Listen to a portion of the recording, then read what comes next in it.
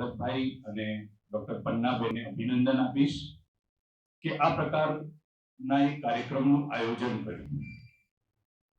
હું આવું જ્યારે કહું છું ત્યારે એટલા માટે કહું છું કે મેં જોયું, કાલનો અહીંયા આવ્યો છું, મેં જોયું કે આ એક એવો સેમિનાર છે જેમાં તમને પણ આ મંચ પર આવવાની તક મળે છે. એટલે તમારું ઇન્વોલ્વમેન્ટ છે, તમારી હિસ્સેદારી છે, એવો આ એક સરસ મજાનો ઉપક્રમ એમણે યોજ્યો છે. ત્યારે હું સૌથી પહેલા વિભાગને અભિનંદન આપું છું. મારે જે વાત કરવી છે, મારે આ સેમિનારમાં તમે જોયું કે આપણે આ નવી શિક્ષણ નીતિની જ્યારે આપણે વાત કરીએ છીએ ત્યારે નરેશભાઈએ પણ આ કાર્યક્રમની આખી ભૂમિકા રજૂ કરતા એવું કહ્યું હતું કે આંતરવિદ્યાકીય જે પરસ્પર ઇન્ટરડિસિપ્લિનરી આપણે જઈએ, બીજી વિદ્યા શાખાઓ વિશે જાણીએ અને એને પરસ્પર જોડીએ, એવો એક ઉપક્રમ આપણી રાષ્ટ્રીય શિક્ષણ નીતિમાં પણ છે. અને એના ભાગરૂપે જ તમે જુઓ કે સાહિત્ય અને ઇતિહાસનો શું સંબંધ છે. સાહિત્યમાં આપણે ટેકનોલોજીનો કઈ રીતે સકારાત્મક ઉપયોગ કરી શકીએ, સરસ મજાની વાતો અહીંયા તમારી સામે વાત રજૂ થઈ ગઈકાલે. આજે જે મારે વાત કરવી છે એ અનુવાદ વિશે વાત કરવી છે. અનુવાદ વિશે તમે બધા જાણતા જ હશો, ઘણું બધું જાણતા હશો. મારે અનુવાદ વિશે વાત કરવી છે, સાથે સાથે સાહિત્યના અનુવાદ વિશે વાત કરવી છે. અને એ સાથે સાથે મારે અનુવાદ આખી જે પ્રોસેસ છે, પ્રક્રિયા છે, તમે બધા કદાચ MA માં ભણતા વિદ્યાર્થીઓ છો તો તમે કદાચ અનુવાદનો સિદ્ધાંત ના જાણતા હો.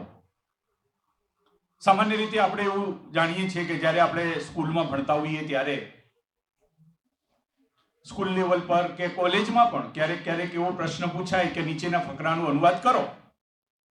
એટલે આપણે જ્યારે ટાઈમ મળે ત્યારે પહેલી લાઈન વાંચીએ અને પછી એનો અનુવાદ કરી નાખીએ, બીજી લાઈન વાંચીએ, એનો અનુવાદ કરી નાખીએ. આવું આપણે કરતા હોઈએ છીએ. પણ જ્યારે આપણે સિદ્ધાંત જાણતા હોઈએ તો કદાચ આપણે એ રીતે અનુવાદ ના કરીએ અને બીજી રીતે કરીએ. એટલે મારે તમને આખી પ્રક્રિયા વિશે વાત કરવી છે બહુ વિગતે.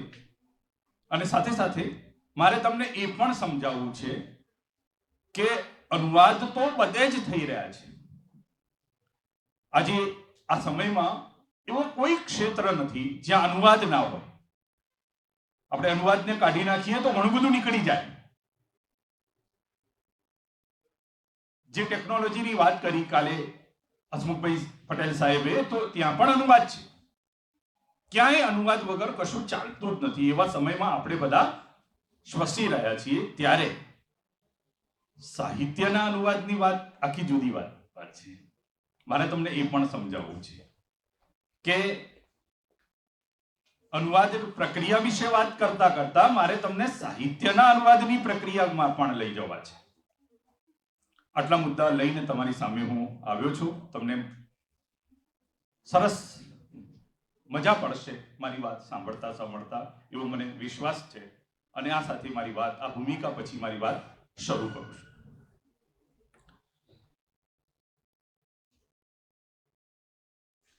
સૌથી પહેલા મેં વાત કરી એમ કે આપણે બધા 21મી સદીમાં જીવી રહ્યા છીએ. લગભગ થોડા દિવસો પછી એના 24 વર્ષ પૂરા થઈ જશે. 21મી સદીના 24 વર્ષ એટલે ચોથા ભાગનો સમય લગભગ આપણે પૂરો કરી દઈશું. ધીરે ધીરે આપણે 21મી સદીમાં આગળ વધી રહ્યા છીએ.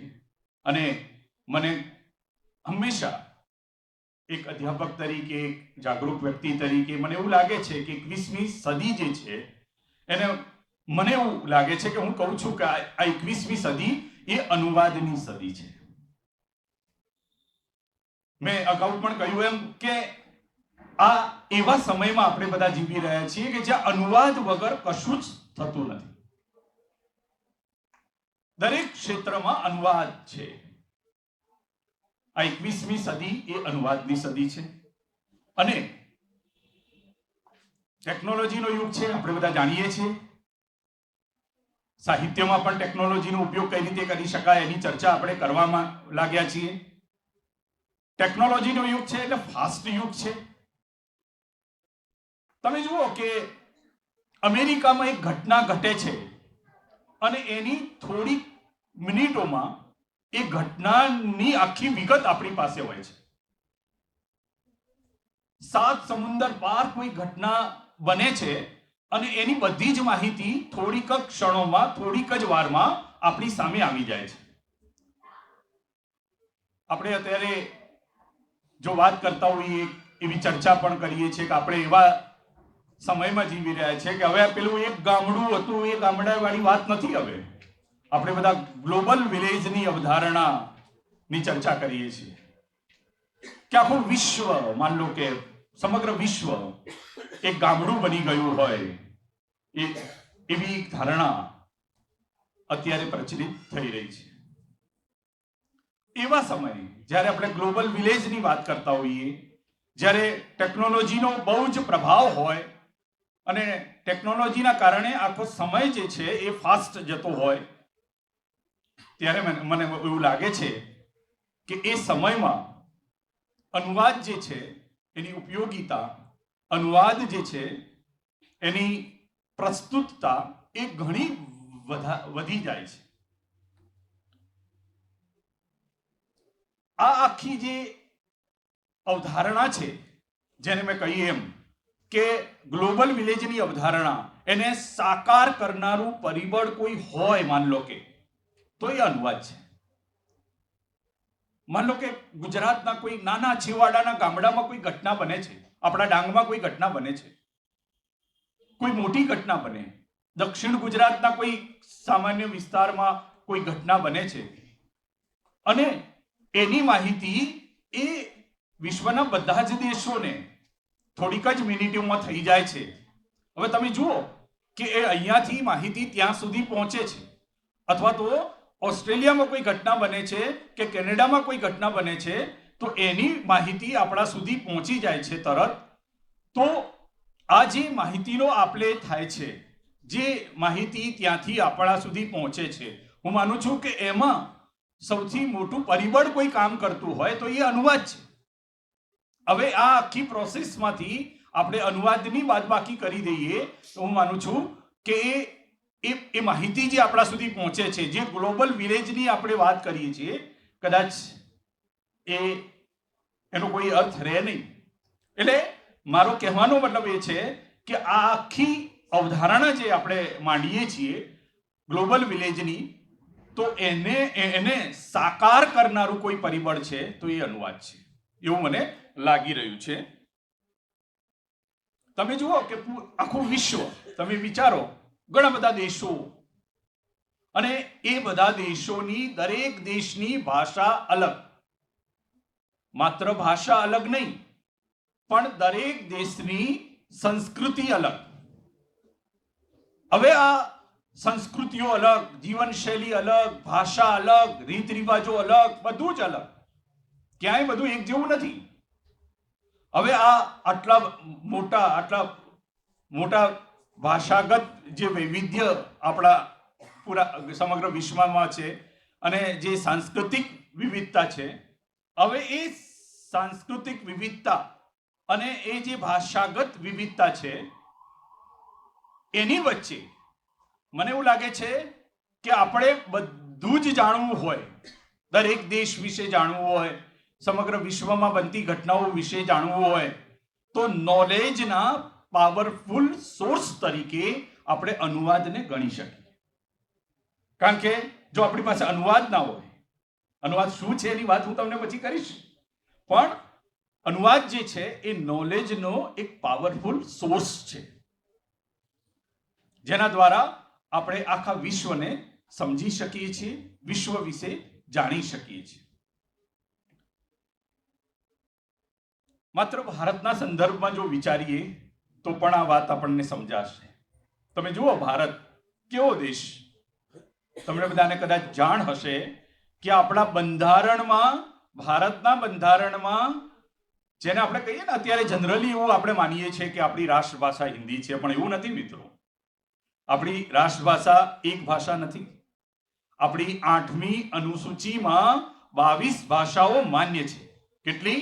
1 2 3 નહીં, 22 ભાષાઓ માન્ય છે. અને આમ જોવા જઈએ તો એ બધી જ ભાષાઓ 8મી અનુસૂચિમાં જે માન્ય ભાષાઓ છે એ બધી જ ભાષાઓને આપણે આપણી રાષ્ટ્રભાષા ગણી શકીએ. સમજે? હા, હિન્દીને કયો દરજ્જો મળ્યો છે? હિન્દી કઈ રીતે અલગ છે? તો હિન્દી જે છે એ આ મોટા દેશની રાજભાષા છે. એ એક માત્ર છે રાજભાષા હિન્દી છે, પણ 8મી અનુસૂચિમાં 22 ભાષાઓ માન્ય છે. અને એ 22 ભાષાઓ સિવાય પણ ઘણા બધા એવા સ્ટેટ છે જે ભલે એમની ભાષાઓ 8મી અનુસૂચિમાં નથી, પણ આપણા દેશમાં બોલાય છે, એમાં વ્યવહારો થાય છે, એમાં બોલનારાઓની સંખ્યા ઘણી બધી છે. તો એનો મતલબ આટલી બધી ભાષાઓ ધરાવતો આપણો દેશ, અને માત્ર ભાષાઓની વિવિધતા નથી, દરેક પ્રદેશની અલગ અલગ સાંસ્કૃતિક ઓળખ છે. અરે એટલું જ નહીં, પણ માન લો કે આપણે ગુજરાતની જ વાત કરીએ તો ગુજરાતમાં પણ અલગ અલગ સંસ્કૃતિ છે. ડાંગની સંસ્કૃતિ અલગ છે, અને મારા ઉત્તર ગુજરાતની સંસ્કૃતિ આખી અલગ છે, આખી જીવન શૈલી જુદી છે. તો આટલું બધું સાંસ્કૃતિક વૈવિધ્ય આપણા માત્ર એક ભારત દેશમાં છે. આટલી બધી ભાષાગત વિવિધતા આપણા ભારત દેશમાં છે, અને તેમ છતાં આપણે એક છીએ. સમજે? આપણી એકતા અને અખંડિતતા આપણે જાળવી રાખી છે. હું માનું છું કે મુશ્કેલ કામ છે, અશક્ય નથી, મુશ્કેલ કે છે. અને આ કામ જે છે આપણી એકતા અને અખંડિતતાને જાળવી રાખવામાં કોઈનો જો સૌથી મોટો ફાળો હોય તો એ આ અનુવાદનો છે. એ પણ આપણે યાદ રાખવું જોઈએ.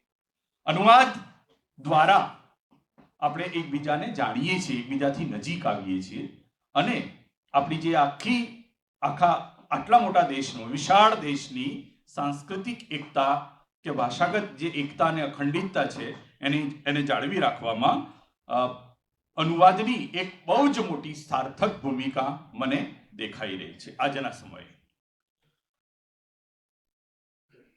હવે સવાલ એ થાય કે જેને આપણે આ રીતે તમારી સામે મેં મૂક્યું કે અનુવાદની બહુ મોટી ભૂમિકા છે, તો અનુવાદ એટલે શું એ સમજવાનો પ્રયત્ન કરીએ કે કોને આપણે અનુવાદ કહીશું. તમારા બધાના મનમાં ક્યાંક ને ક્યાંક અનુવાદ વિશેની એક અવધારણા પડેલી જ હશે. સામાન્ય રીતે આપણે એવું સમજીએ છીએ કે એક ભાષામાંથી બીજી ભાષામાં લઈ જવું એટલે અનુવાદ, આવું આપણે જાણીએ છીએ.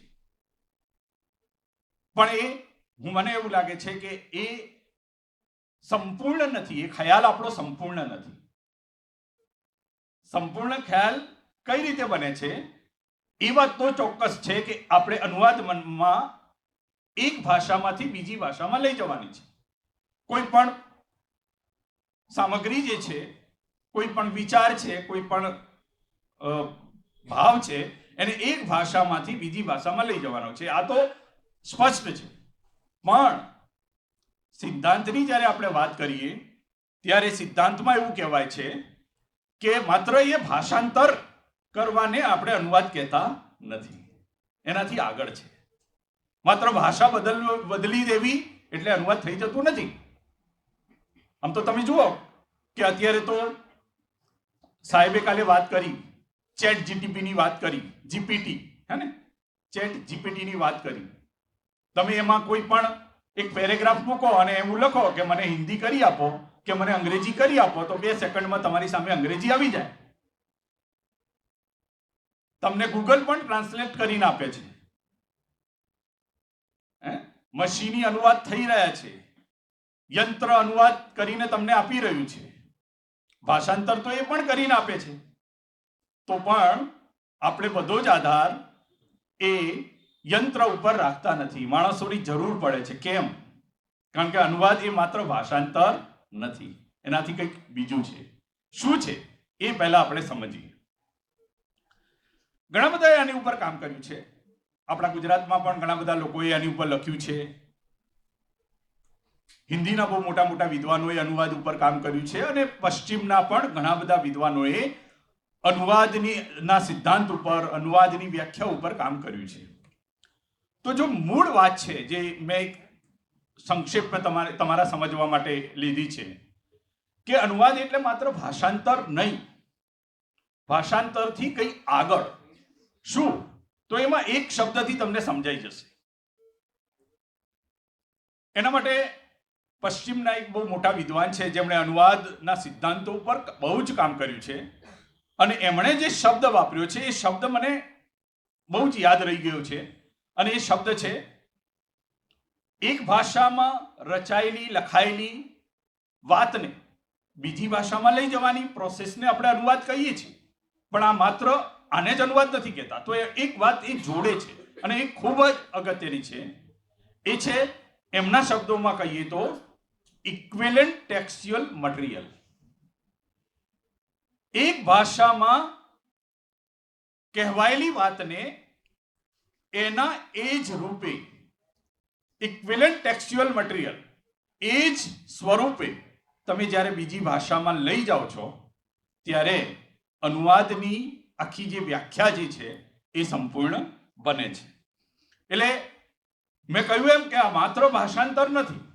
તમારી સામે પડકાર એ વાતનો છે કે કશું પણ છૂટી જવું જોઈએ નહીં. એ જ સ્વરૂપે ઇક્વિવેલન્ટ ટેક્સ્ચ્યુઅલ મટીરિયલમાં એ વાત બીજી ભાષામાં પહોંચવી જોઈએ. ત્યારે હું માનું છું કે અનુવાદની વ્યાખ્યા જે આપણે કરીએ છીએ એ સંપૂર્ણ બને છે. તો આપણે એવું સમજી શકીએ કે કોઈ પણ એક ભાષામાં લખાયેલી કોઈ પણ સામગ્રી હોય, વિચાર હોય, કવિતા હોય, વાર્તા હોય, અથવા તો માત્ર વિચારો હોય, એને આપણે એ જ રૂપે કશું એમાં ઓછું કર્યા વગર કે કશું ઉમેર્યા વગર, બે વાત છે. ઘણીવાર શું હોય, માણસ કશુંક એનાથી છૂટી પણ જાય અને કશુંક પોતે વધારે સારું જાણે છે તો કશુંક ઉમેરી પણ દે. તો કશું ઉમેર્યા વગર કે કશું છોડ્યા વગર એને બીજી ભાષામાં જ્યારે તમે લઈ જાઓ છો તો આખી જે પ્રક્રિયા છે એને હું માનું છું કે આપણે અનુવાદ કહી શકીએ. એમાં કેટલાક એવા ટેકનિકલ શબ્દો પણ હોય છે જે આપણે સમજવા જોઈએ જ્યારે આપણે અનુવાદ સાથે કામ કરતા હોઈએ ત્યારે, કે જે અનુવાદક હોય એને અનુવાદક કહેવાય છે. અનુવાદનું કાર્ય કરનારો અનુવાદક, અંગ્રેજીમાં એના માટે ટ્રાન્સલેટર શબ્દ છે. અનુવાદ માટે અંગ્રેજીમાં ટ્રાન્સલેશન શબ્દ છે. એના શબ્દોના અર્થમાં હું અત્યારે જતો નથી, કારણ કે એમાં મૂળ વાત એ જ છે કે ટ્રાન્સલેશન બે શબ્દો છે, અનુવાદ એ પણ બે શબ્દો છે, એને હું અલગ અલગ કરતો નથી. પણ અનુવાદકની સાથે સાથે એક છે એસએલ. આપણને ખબર હોવું જોઈએ જ્યારે આપણે અનુવાદ કરતા હોઈએ ત્યારે એક મારી સોર્સ લેંગ્વેજ છે એસએલ, જેને આપણે આપણી ગુજરાતી ભાષામાં સ્ત્રોત ભાષા કહીએ છીએ. એસએલ સોર્સ લેંગ્વેજ એટલે જે ભાષામાંથી તમે અનુવાદ કરો છો એને એ તમારી સ્ત્રોત ભાષા ગણાશે. અને જે માન લો કે હું ગુજરાતીમાંથી હિન્દીમાં અનુવાદ કરું છું તો મારા માટે ગુજરાતી ભાષા જે છે એ મારી સોર્સ લેંગ્વેજ છે, એટલે કે ગુજરાતી ભાષા મારી સ્ત્રોત ભાષા છે. અને હું એને હિન્દીમાં લઈ જાઉં છું તો હિન્દી મારા માટે ટાર્ગેટ લેંગ્વેજ છે, જેને સંક્ષેપમાં ટીએલ કહેવાય છે. ટીએલ ટાર્ગેટ લેંગ્વેજ, જેને આપણે આપણી ભાષામાં કહીએ તો એ મારી લક્ષ્ય ભાષા ગણાશે. તો સ્ત્રોત ભાષામાં લખાયેલી સામગ્રીને હું એના એ જ સ્વરૂપે લક્ષ્ય ભાષામાં લઈ જાઉં છું ત્યારે હું માનું છું કે હું અનુવાદ કાર્ય કરું છું એવું કહી શકાય. આ પેલું ફરી મેં અહીંયા લખ્યું છે કે એમાં મુખ્ય વાત જે છે એ ઇક્વિવેલન્ટ ટેક્સ્ચ્યુઅલ મટીરિયલની છે. આ વાત તમે જ્યારે પણ અનુવાદ સાથે કામ પાર પાડો ત્યારે એ તમારે ભૂલવાની નથી. એના એ જ સ્વરૂપે આ નાયડાની વાતને ઘણા બધા લોકોએ જુદી જુદી ભાષામાં કહી છે. એવું કહ્યું છે કે નિકટતમ સમાનાર્થી શબ્દ દ્વારા તમે જ્યારે બીજી ભાષામાં લઈ જાઓ, નિકટતમ સમાનાર્થી શબ્દ દ્વારા. તમે જુઓ કે હમણાં એક અનુવાદ હું વાંચતો હતો, દલિત રચના હતી આપણી ગુજરાતીની, અને એનો હિન્દી અનુવાદ હું જોતો હતો અને એમાં એક વાક્ય એવું આવ્યું કે દલિતોનો વાસ છે, મોહલ્લો છે, અને એમાં એક ભાઈ જાય છે અને એમનું નામ છે મનુ, એ ત્યાં દલિત છે, એ રહે છે ત્યાં. તો મનાને બોલાવે છે અને કહે છે કે મના, ભગત ક્યાં છે? મનાના કાકા છે ભગત. ભગત ક્યાં છે?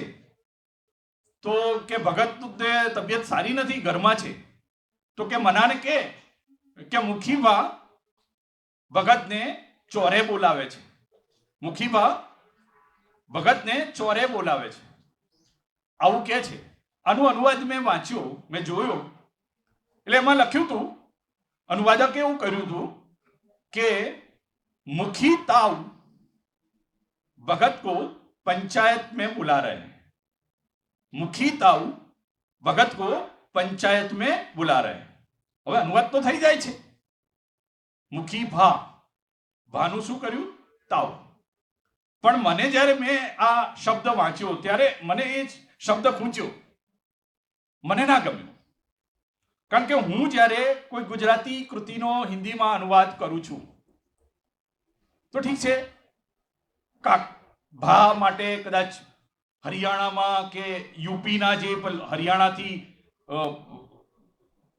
સરહદે આવેલા બધા ગામડાઓ, બાગપત વગેરેમાં ત્યાં કદાચ તાવ શબ્દ ચાલતો હશે ભા માટે, બરાબર, આપણા ત્યાં જેમ ભા બોલીએ છીએ એમ.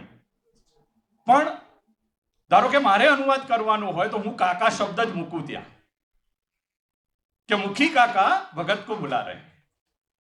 એટલે તમે જુઓ કે એક શબ્દ, કારણ કે આ જે વાત છે આખી ઇક્વિવેલન્ટ ટેક્સ્ચ્યુઅલ મટીરિયલ, એના એ જ રૂપે તાવ શબ્દ ગુજરાતી માટે, અને હિન્દીમાં કાકા ને કાકી શબ્દ છે, બોલાય છે. પ્રેમચંદની તો એક વાર્તા છે બુઢી કાકી, તમે કદાચ એનું નામ સાંભળ્યું હશે. પ્રેમચંદમાં કાકા ને કાકી શબ્દો આવે છે. એટલે કહેવાનો મતલબ એ છે કે એ જ રૂપે ક્યાંય પણ કોઈ પણ વાંચે એને આ ખૂંચવું જોઈએ નહીં. ત્યારે હું માનું છું કે આ કાર્ય, આ જે પ્રોસેસ છે એ તમે પૂરી કરી ગણાય, અથવા માની શકાય કે તમે સારો અનુવાદ કાર્ય કરો છો. તો આ નાયડાના શબ્દો છે, ઇક્વિવેલન્ટ ટેક્સ્ચ્યુઅલ મટીરિયલ, એની ઉપર અનુવાદમાં ખૂબ ભાર આપવામાં આવે છે. હવે જ્યારે આપણે અનુવાદ કરતા હોઈએ છીએ ત્યારે અનુવાદ માટેની કેટલીક એવી ધારણાઓ છે. ઘણું બધું લોકોમાં એવી માન્યતાઓ છે કે અનુવાદ વિશે, એની પણ વાત મારે તમારી સામે સૌથી પહેલા કરવી છે. શું કહે છે અનુવાદ? ધારો કે એકવાર અમે લોકો 1999માં એક સાહિત્ય પરિષદે અનુવાદનો એક વર્કશોપ કર્યો હતો, અને એમાં મોટા સાહિત્યકારો હતા.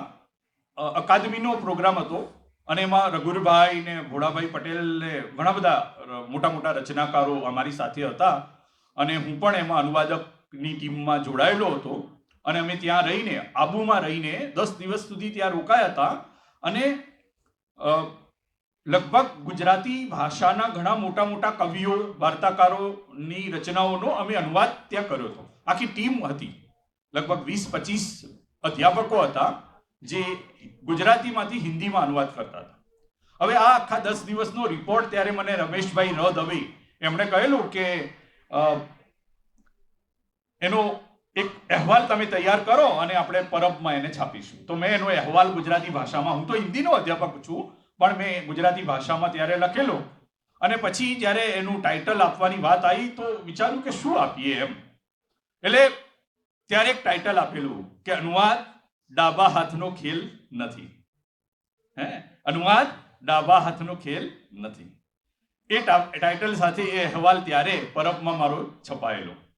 એટલે આ એક માન્યતા છે કે અનુવાદ ડાબા હાથનો ખેલ નથી. શું છે? એવું કહેવાય છે કે અનુવાદ અશક્ય છે, અનુવાદ ઇમ્પોસિબલ છે, અનુવાદ થાય જ નહીં, એવી માન્યતાઓ છે. એવું કહેવાય કે અનુવાદ એટલે શું? એટલે કે અત્તરની એક શીશી હોય, એમાંથી તમે અત્તરને બીજી શીશીમાં નાખી દો, એવું આ કાર્ય છે. તમે એને સમજો. આપણે અત્તરની એક શીશીમાં ભરેલું અત્તર હોય, એને આપણે અત્તરની બીજી શીશીમાં નાખી દઈએ, શું થાય? થોડો ઘણો અત્તર તો પેલામાં રહી જ જાય, હે ને? સંપૂર્ણ પેલામાં ના જાય. અનુવાદમાં એવું હોય કે તમે લાખ પ્રયત્ન કરો, કશુંક તો તમારાથી છૂટી જ જાય. એટલે આ પણ એક માન્યતા છે. થાળીમાં ચાંદો જોઈને રામ રીઝ્યા બરાબર કહેવાય અનુવાદ એટલે, આવી એક માન્યતા છે. ઇટલીમાં તો એવી કહેવત છે કે અનુવાદકો વંચક હોય છે. અનુવાદકો વંચક હોય છે. એક બીજી પણ વાત છે કે સ્ત્રીના સંદર્ભ લઈને કહી છે, પણ હું એ વાત અહીંયા જાહેરમાં નહીં કહું કારણ કે એની સાથે હું સંમત નથી. પણ એવું કહેવાય કે ઇફ ફેથફુલી નોટ બ્યુટીફુલ.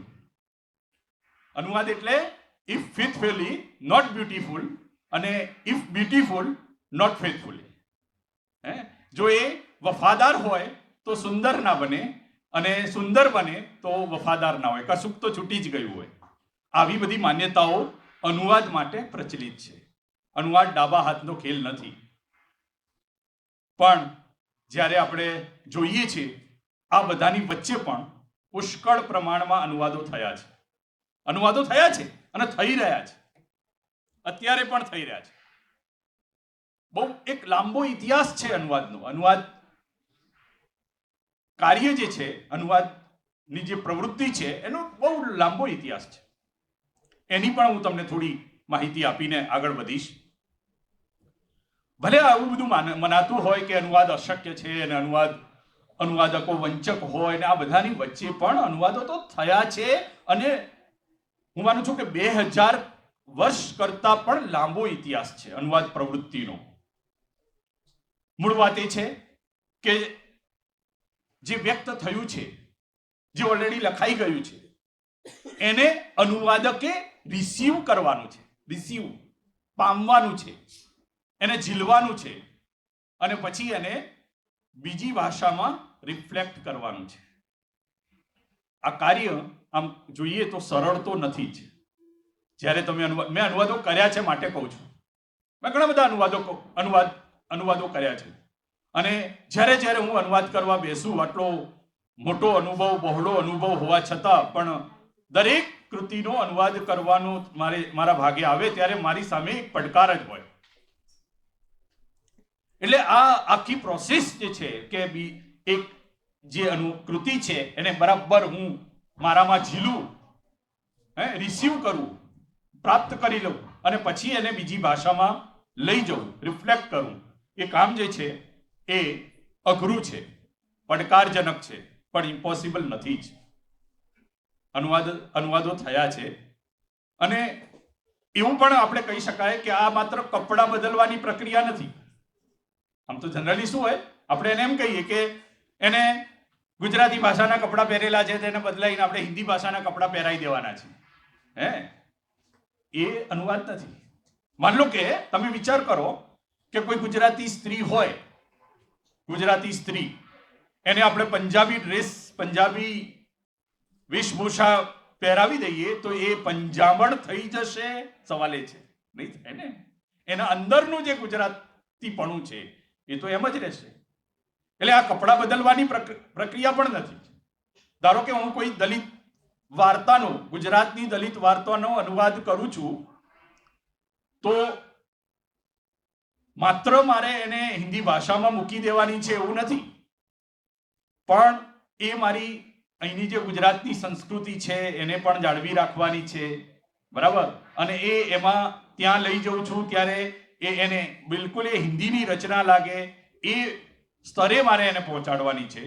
એટલે આ કામ જે છે એ ખૂબ પડકારજનક છે, પણ લોકો કરે છે અને થઈ રહ્યા છે અનુવાદો, અને સારા અનુવાદો પણ ઘણા બધા થયા છે. હવે આ અનુવાદો થયા છે ત્યારે આ થોડી વાત આપણે અનુવાદ પરંપરાની જાણી લઈએ કે કેટલો લાંબો ઇતિહાસ છે. અનુવાદ ક્યારથી શરૂ થયું હશે અને આજે ક્યાં છે? તો અનુવાદ પરંપરાની જો વાત કરીએ તો એવું કહી શકાય કે આપણે એવું કહી શકાય કે ભાઈ જ્યારે માણસ ભાષાની ઉત્પત્તિ કઈ રીતે થઈ, એમ કઈ રીતે ભાષા આવી, તો ભાષા માટે એવું કહેવાય કે ભાઈ જ્યારે માણસને પોતાના વિચારોના આદાન પ્રદાનની જરૂરિયાત ઊભી થઈ હશે ત્યારે ભાષા આવી હશે. પહેલા જુદા જુદા સંકેતોના રૂપે આવી, અને પછી આ ધ્વનિ ભાષા આવી, ને એ બધી વાતો આપણે ભાષા વિજ્ઞાનમાં ભણીએ છીએ. તો હું માનું છું કે અનુવાદ પણ એવી જ એક પ્રવૃત્તિ છે કે માણસની સામાન્ય જરૂરિયાત ઊભી થઈ હશે અને ત્યારે આ પ્રવૃત્તિનો પણ જન્મ થયો હશે. આપણે જોઈએ તો સૌથી પહેલા એવું કહેવાય કે જુદી જુદી ભાષાઓ, જુદી જુદી સામાજિક સંસ્કૃતિ, ધાર્મિક સંસ્કૃતિ, આ બધા જે લોકો છે એમની વચ્ચે એમને પરસ્પર જોડવાનું કામ અનુવાદે સદીઓથી કર્યું છે. અને સૌથી પહેલા જો કોઈએ અનુવાદ કર્યો હોય તો ઈસવીસન પૂર્વે આ પ્રવૃત્તિ સૌથી પહેલા શરૂ થઈ એવું પ્રમાણ મળે છે આપણને. કયા પ્રમાણ મળે છે? તો વિદ્વાનોએ આ જે આખો એનો ઇતિહાસ છે, આખી એની પરંપરા છે, એને મુખ્ય રીતે 3 ભાગોમાં વહેંચી છે. ઈસવીસન પૂર્વે એટલે ઈસુનો જન્મ થયો એના પહેલા સૌથી પહેલા અનુવાદ કાર્ય શરૂ થયું અને આજે થઈ રહ્યું છે. તો આ જે આખો સમયગાળો છે 2200 વર્ષનો સમયગાળો, એને મુખ્યત્વે જે અનુવાદ સિદ્ધાંત ઉપર કામ કરે છે એ લોકોએ એને 3 ભાગોમાં વહેંચ્યો છે. સૌથી પહેલો ભાગ એમણે એવો કહ્યો છે કે ઈસવીસન પૂર્વેની બીજી ત્રીજીમાં સૌથી પહેલો અનુવાદ મળે છે આપણને. અને એ સમયથી લઈ અને 18મી સદીમાં જે પણ અનુવાદો થયા એ બધા મોટા ભાગે આપણે એવું કહી શકાય કે એ ધાર્મિક સાહિત્યના અનુવાદો હતા. એ જરૂરિયાત હતી ત્યારે. ધાર્મિક ગ્રંથો જે છે એ બીજી ભાષામાં લઈ જવાની જરૂરિયાત હતી, એટલે એ બધા ધાર્મિક સાહિત્યનો અનુવાદ એવું કહી શકાય આપણે.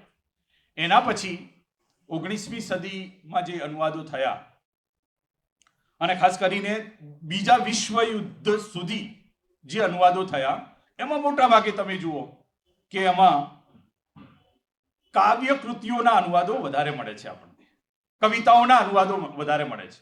અને આપણે જોઈએ છીએ કે આપણા ત્યાં મધ્યકાળમાં અને એમાં કાવ્યની પરંપરા જ હતી અને ગદ્ય તો છે કે આપણે અર્વાચીન કાળમાં આવીએ છીએ ત્યારે આપણને આપણી ભાષાઓમાં ગદ્ય મળે છે.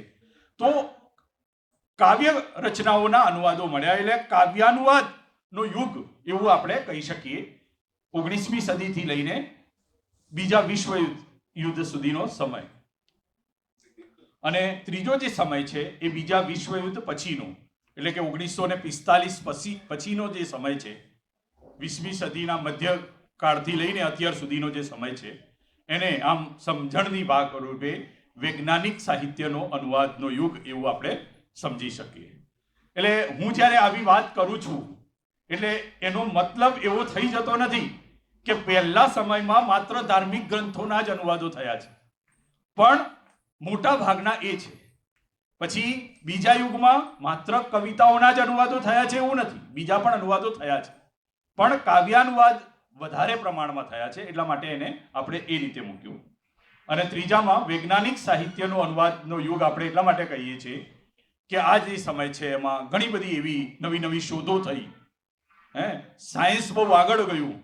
અને તમે જુઓ કે કોઈ પણ દેશમાં એક નવી શોધ થાય તો તરત એ બીજા દેશ સુધી પહોંચે છે, તો એ અનુવાદના દ્વારા જ પહોંચે છે. તો અહીંયા વધારે પ્રમાણમાં એ વસ્તુ થઈ છે, એટલા માટે આપણે બાકી બીજા અનુવાદો પણ થયા છે. તો બહુ બ્રીફમાં સામાન્ય પરિચય લઈ લઈએ કે કેવા અનુવાદો થયા. તો સૌથી પહેલા ઈસવીસન પૂર્વેની બીજી ત્રીજી સદીમાં ઓલ્ડ ટેસ્ટામેન્ટ, આ ધાર્મિક ગ્રંથ છે, બરાબર, અને એનો અનુવાદ હિબ્રુ ભાષામાંથી એનો અનુવાદ એ યુનાની ભાષામાં, ગ્રીક ભાષામાં સૌથી પહેલો આપણને મળે છે. આ ધાર્મિક ગ્રંથ જ છે. પછી ઈસવીસન પૂર્વે પહેલી સદીમાં સિસેરોએ પ્લેટોના ગ્રંથોના અનુવાદ કર્યા. પ્લેટો જે બહુ મોટો ગ્રીકનો, યુનાનનો બહુ મોટો વિચારક હતો, આપણે એના વિશે જાણીએ છીએ. ત્યાર પછી સેન્ટ જેરોમે બાઇબલનો અનુવાદ કર્યો અને અહીંયાથી જેરોમે ખાસ કરીને સૌથી પહેલા અનુવાદ સિદ્ધાંતની ચર્ચા કરી કે ભાઈ અનુવાદ કોને કહેવાય, અનુવાદ કઈ રીતે કરી શકાય. સિદ્ધાંતની ચર્ચા જો અનુવાદની સૌથી પહેલા કરી હોય તો સેન્ટ જેરોમે કરી છે. 9મી 10મી શતાબ્દી સુધી જ્યારે આપણે આવીએ છીએ ત્યારે બગદાદ જે છે એ એક રીતે સાહિત્યિક ગતિવિધિનું કેન્દ્ર બને છે અને ત્યાંથી પછી ઘણા બધા ગ્રંથો, તમને ખબર છે કે આપણી જે પ્રાચીન જ્ઞાન સંપદા છે, આપણો જે વૈભવ છે, ભારતીય જ્ઞાન વૈભવ, એનો વિશ્વની બધી જ ભાષાઓમાં અનુવાદ થયો છે. અને આ અહીંયા આવતા આવતા ભારતના અનેક ગ્રંથો જે ધાર્મિક પણ હતા અને બીજા પણ હતા, ખગોળશાસ્ત્ર છે કે જ્યોતિષશાસ્ત્ર, એવા ગ્રંથોના અનુવાદો ત્યારે અરબી ભાષામાં ક્યારે થયા હતા? 9મી 10મી શતાબ્દીમાં થયા હતા. ગ્રીકની રચનાઓના અનુવાદો પણ ત્યારે અરબી ભાષામાં થયા. એટલે અનુવાદ પ્રક્રિયા ધીરે ધીરે આગળ વધતી ગઈ. અહીંયાથી અનુવાદ જે છે એને વ્યાપક વિશાળ ભાવક સમુદાય સુધી પહોંચાડવાની પ્રવૃત્તિનો આરંભ થયો. અને પછી 17મી સદીમાં સૌથી પહેલા અંગ્રેજીમાં અનુવાદ કરવાની કોઈએ શરૂઆત કરી હોય તો એ ડ્રાયડને કરી. એ પહેલા અંગ્રેજીમાં અનુવાદો નતા થયા. 17મી સદીમાં સૌથી પહેલા ડ્રાયડને એનો આરંભ કરાયો અને ત્યારથી ડ્રાયડને પણ અનુવાદ તો કર્યા, પણ એક નવી વાત જે એણે ઉમેરી, આ બહુ બ્રીફ તમને કરું છું કે એણે જે નવી વાત ઉમેરી કે પહેલી વાર અંગ્રેજી અનુવાદના આરંભ પછી અનુવાદને એક આર્ટ તરીકે, કળા તરીકે જોવાની દ્રષ્ટિકોણ વિકસિત થયો. અનુવાદ પણ એક કળા છે. આજે આપણે ચર્ચા કરીએ છીએ જ્યારે અનુવાદ સિદ્ધાંતો, તમે કદાચ પેપર ભણતા હશો તો એમાં કે અનુવાદને આપણે શું કહીએ, એમ અનુવાદ કળા છે. હું એની વાત પાછી કરીશ, પાછળથી અનુવાદ પ્રક્રિયાની વાત કરીશ ત્યારે. એક ચોક્કસ અનુવાદ કળા છે. તો અનુવાદને પણ, અને આપણે જ્યારે કળા શબ્દ સાંભળીએ છીએ સાહિત્યના વિદ્યાર્થી તરીકે, તો આપણા મનમાં એ કળાના બધા ખ્યાલો સ્પષ્ટ થવા જોઈએ. તો અનુવાદ પણ એક કળા છે એવું ડ્રાયડને સૌથી પહેલા કહ્યું અને પ્રસ્થાપિત કર્યું, અને પછી એને એ રીતે જોવામાં આવવા લાગ્યું. અહીંયાથી જે નવી વાત આવી કે ભાઈ શાબ્દિક અનુવાદ નહીં ચાલે. તમારે જો સારો અનુવાદ કરવો હશે તો એમાં તમારે ભાવાનુવાદ કરવો પડશે. શાબ્દિક અનુવાદના બદલે ભાવાનુવાદ પર ભાર મુકાયો અંગ્રેજી અનુવાદની શરૂઆત પછી. એવું કહેવાય કે શાબ્દિક અનુવાદ એવું છે કે પગમાં બેડી નાખીને દોરડા પર નાચવા જેવી ક્રિયા છે. પગમાં બેડી નાખીને દોરડા પર નાચવા જેવી ક્રિયા જે છે એને આપણે શબ્દાનુવાદ કહી શકીએ. મૂળ વાત એ છે કે એમાં ગમે ત્યારે પડી જવાનો ભય રહે. એટલે શાબ્દિક અનુવાદ જે છે એ સંપૂર્ણ ના થઈ શકે એમ. અને તમે જુઓ કે એ પ્રૂવ થયેલી વાત છે. તમારે શબ્દમાંથી બહાર નીકળવું પડે. હું તમને એક ઉદાહરણ આપું કે હમણાં જ મેં એક તાજેતરમાં અનુવાદ કર્યો. હમણાં જ આ વ્યાખ્યાનના 2 દિવસ પહેલા જ નરેશભાઈ સાહેબને ખબર છે આખી વાત. તો હું અનુવાદ કરતો હતો.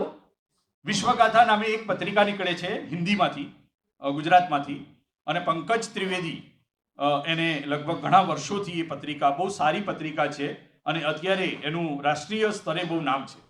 એવી પત્રિકા એમણે આ વર્ષે જે અંક બહાર પાડવાના છે એમાં સંસ્મરણ વિશેષાંક કરવાના છે. તો મને એમણે કહ્યું કે ગુજરાતીની કોઈ સારી કૃતિ હોય, સંસ્મરણ, એને લખીને એનો અનુવાદ કરીને તમે મોકલો.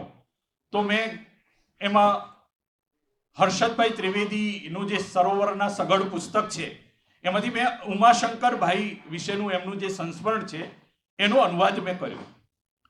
અને એ અનુવાદ મેં જ્યારે કર્યો એમાં એક વાક્ય એવું આવ્યું કે ઉમાશંકરભાઈ જે છે, છેલ્લે આવે છે આ વાત, ઉમાશંકરભાઈ અમારા માટે નોડવેલ જેવા છે. ઉમાશંકરભાઈ અમારા માટે નોડવેલ જેવા છે. હવે તમે જુઓ, કદાચ તમે ગુજરાતી ભાષાના વિદ્યાર્થીઓ છો, હું તમને કોઈને ઊભા કરીને પૂછું કે નોડવેલ એટલે શું, તમે જાણો છો નોડવેલનો અર્થ? તમારામાંથી ઘણાને નહીં આવડતું હોય. નોડવેલ એક અસલ જોઈએ તો વનસ્પતિ છે. નોડવેલ શું છે? એક વનસ્પતિ છે. અને એ વનસ્પતિ આપણે ત્યાં એક પેલું એવું કહેવાય છે ને કે નોળિયા અને સાપ વચ્ચે ઝઘડો થાય છે, લડાઈ થાય છે. અને એ જ્યારે ઝઘડો થાય ત્યારે આ નોડવેલ વનસ્પતિ નોળિયાને એ સાપના ઝેરથી બચાવે છે, એ નોળવેલ વનસ્પતિ. એના માટે મેં હિન્દીમાં ઘણા બધા રેફરન્સ જોયા, તો એના માટે ઘણા બધા એવી વનસ્પતિઓ છે જે ઝેરનું મારણ કરતી હોય, સર્પગંધા અને ઘણી બધી એવી. પણ મને એવું લાગ્યું કે હું આનું શું કરું, એમ મૂળ વાત શું છે આમાં. જ્યારે હર્ષદભાઈ એવું લખે છે કે ઉમાશંકરભાઈ અમારા માટે નોળવેલ જેવા છે, જ્યારે જ્યારે તકલીફ પડે અમને, જ્યારે અમે મૂંઝાઈએ ત્યારે એમના શબ્દની પાસે જઈએ અને એ અમને રસ્તો બતાવી દે. એ વાત હતી મૂળ. એટલે તમે જુઓ કે મેં વિચાર્યું કે હું આનું હવે ધારો કે હું શાબ્દિક અનુવાદ કરવા જઈશ ને હું એની સામે સર્પગંધા મૂકી દઈશ તો પણ જે હર્ષદભાઈની વાત છે એ નહીં આવે. એટલે પછી મેં એનો અનુવાદ કર્યો કે ઉમાશંકરભાઈ हमारे लिए जीवनी शक्ति जैसे. શું છે? જીવની શક્તિ જૈસે. यानी જીવન જીવવા માટે અમને બળ પૂરું પાડે છે, એવા છે અમારા માટે ઉમાશંકર. એમનો શબ્દ અમને બળ પૂરું પાડે છે. જ્યારે આજે પણ અમે જ્યારે કોઈ મુશ્કેલીમાં આવીએ ત્યારે અમે એમના શબ્દની પાસે જઈએ છીએ. તો કહેવાનો મતલબ એ છે કે ભાવાનુવાદ ઉપર ભાર સૌથી પહેલા અંગ્રેજીના અનુવાદ પછી એની શરૂઆત થઈ, અને પછી એલેક્ઝાન્ડર પોપ અને મેથ્યુ આર્નોલ્ડે બહુ સારા અનુવાદો કર્યા. વિલિયમ કાઉપર અને એલેક્ઝાન્ડર પોપે સદીઓ પહેલા ઈસવીસન પૂર્વે જે ગ્રીક ભાષામાં લખાયેલી બે અમર કૃતિઓ જેને આપણે માનીએ છીએ, હોમરની ઇલિયડ અને ઓડેસી, એના અનુવાદો ત્યારે કર્યા. પછી ઘણા બધા અંગ્રેજી અનુવાદકો આયા અને અનુવાદો એમણે કરતા રહ્યા. 20મી સદીમાં તો લગભગ અનેક ભાષાઓમાં અનુવાદો થવા લાગ્યા. અનુવાદ પ્રવૃત્તિનો વિધિવત આરામ થઈ ગયો. જુદા જુદા ક્ષેત્રમાં થવા લાગ્યા. સાહિત્યનો અનુવાદ થવા લાગ્યો. બીજા બધા ક્ષેત્રોમાં પણ અનુવાદની જરૂરિયાત ઊભી થવા લાગી.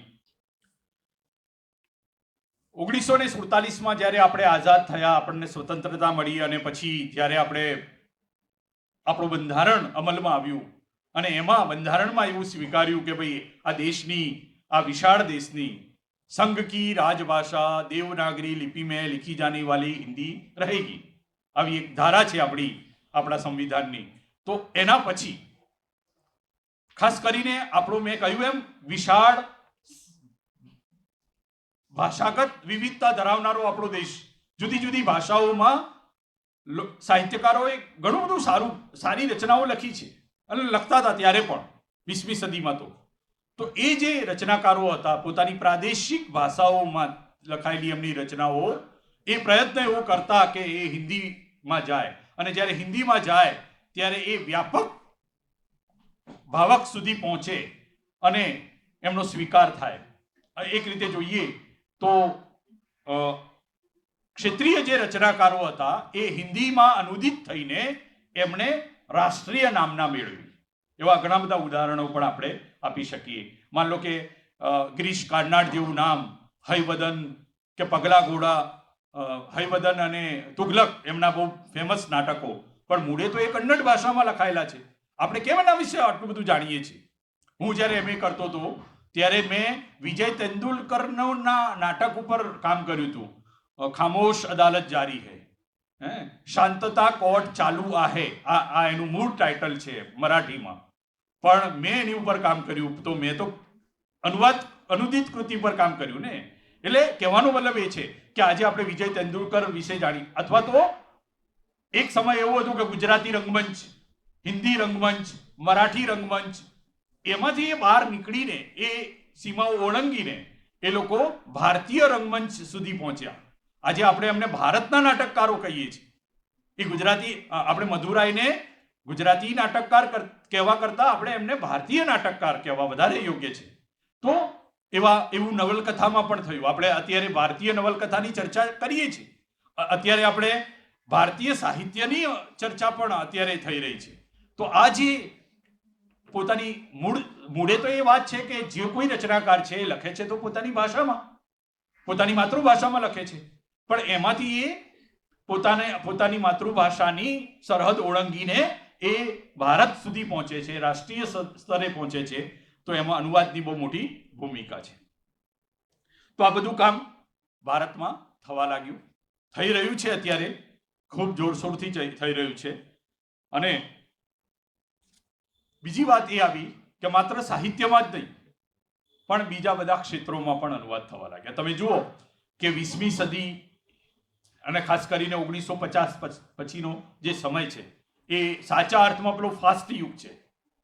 ટેકનોલોજીનો ખૂબ વિકાસ થયો અને તમે જુઓ કે ધીરે ધીરે એક સમયે રેડિયો આવ્યા, પછી ટેલિવિઝન આવ્યા અને પછી તો મીડિયા આવ્યું. અને એક સમય એવો હતો કે માત્ર આપણા ત્યાં સમાચાર પત્રો જ છપાતા હતા. અને સમાચાર પત્રો છપાતા હતા અને પછી અત્યારે તો કેવું છે કે ઘણીવાર એવું હોય કે આપણે છાપાઈ નથી વાંચતા. કેમ? કારણ કે આપણને બધું જ ટીવીમાં જોવા મળી જાય છે. અને એનાથી આગળ ટીવીમાં નહીં, અત્યારે તો આપણે સોશિયલ મીડિયા પર બધું મળી રહે છે. તમે જુઓ કે જેટલી ન્યૂઝ ચેનલો છે એનાથી 100 ગણી યુટ્યુબની ચેનલો સમાચારમાં ચાલે છે. એટલે આપણે બધું જ આપણા મોબાઈલમાં જાણી શકીએ છીએ. એટલે તમે જુઓ કે આ બધું જે ચાલે છે એ બધું કોના વડે ચાલે છે? એમાં કોની સૌથી મોટી ભૂમિકા છે? તો આ બધું ચાલવામાં અનુવાદની ભૂમિકા છે. અનુવાદ વગર આ બધું શક્ય નથી, અશક્ય છે હું માનું છું. કારણ કે અનુવાદ વગર ચાલવાનું નથી. એમને સારા અનુવાદકોની જરૂર પડવાની છે. આટલું બધું મીડિયાનો જે કારોબાર ચાલી રહ્યું છે, લાખો રૂપિયા એમને મળે છે, તો આ એમને અનુવાદકો જોઈએ છે. તમે જુઓ કે એક સમય એવો હતો કે અંગ્રેજીમાં જાહેરાતો બનતી હતી, એડવર્ટાઇઝ, અને પછી એનું ડબિંગ એટલે એનો અનુવાદ થતો હતો, અથવા પહેલા તો ડબિંગ થતું હતું અને પછી અનુવાદો થવા લાગ્યા. અત્યારે તો અનુવાદ વગર કોઈ પણ ક્ષેત્ર ચાલવાનું નથી. અત્યારે 21મી સદીમાં આપણે વાત કરીએ તો સરકારનું કામકાજ પણ અનુવાદ વગર ચાલતું નથી. તમને ખબર છે કે 1950માં જ્યારે આપણું બંધારણ લાગુ થયું ત્યારે એવું કહેવાયું હતું કે ભાઈ આ દેશની રાજભાષા હવે હિન્દી રહેશે. એટલે એનો મતલબ એ થયો કે કેન્દ્ર સરકારનો બધો જ કાર્ય હિન્દી ભાષામાં થશે. પણ આપણે જોઈએ છીએ આજે કે હિન્દી ભાષામાં થતો નથી. મોટા ભાગે કઈ ભાષામાં થાય છે? અંગ્રેજીમાં થાય છે. તમે જાઓ બેંકમાં જાઓ, કોઈ પણ જગ્યાએ જાઓ, અંગ્રેજીનું બોલબાલા છે. તો આપણા બંધારણમાં તો આ વસ્તુ છે કે રાજભાષા તો હિન્દી છે. પણ પછી થયું એવું કે હિન્દીનો વિરોધ થયો, દક્ષિણના રાજ્યોએ ખૂબ વિરોધ કર્યો અને પછી 1963માં સૌથી પહેલા આપણે બંધારણમાં સુધારો કર્યો. અને પેલું એવું પહેલા કહેવાયું હતું કે 15 વર્ષ સુધી અંગ્રેજીનો પ્રયોગ માન્ય રહેશે. એ જોગવાઈ દૂર કરી અને પછી કન્ટિન્યુ. પણ એના પછી 1976માં ખાસ કરીને રાજભાષા અધિનિયમ એવો એક સુધારો ફરી થયો અને એમાં ત્રિભાષા ફોર્મ્યુલા સ્વીકારાય. ત્રિભાષા ફોર્મ્યુલા. હવે તમે જુઓ કે આજે બંધારણમાં પેલી ત્રિભાષા ફોર્મ્યુલા છે. હવે એ ત્રિભાષા ફોર્મ્યુલા જે છે એ બંધારણમાં એની જોગવાઈ છે. હવે આ ત્રિભાષા ફોર્મ્યુલા સરકારને ચલાવવા માટે એમાં અનુવાદ વગર સ્ટેજ પણ ચાલવાનું નથી. એટલે તમે જુઓ કે સરકારમાં પણ અનુવાદકોની ભરતી આવે છે. અનુવાદકોની ભરતી આવે છે. તો ધારો કે ગુજરાત સ્ટેટ છે, તો ગુજરાત એવું સ્ટેટ, દરેક આપણા ભારતના બધા જ રાજ્યો છે એને 3 ભાગોમાં વહેંચ્યા છે, ક, ખ અને ગ. ક એવા રાજ્યો છે કે જે ટોટલી હિન્દી ભાષી રાજ્યો છે, જેમની માતૃભાષા હિન્દી છે. ખ એવા રાજ્યો છે કે જેમની માતૃભાષા હિન્દી નથી પણ એમણે બીજી ભાષા તરીકે હિન્દીનો સ્વીકાર કર્યો છે.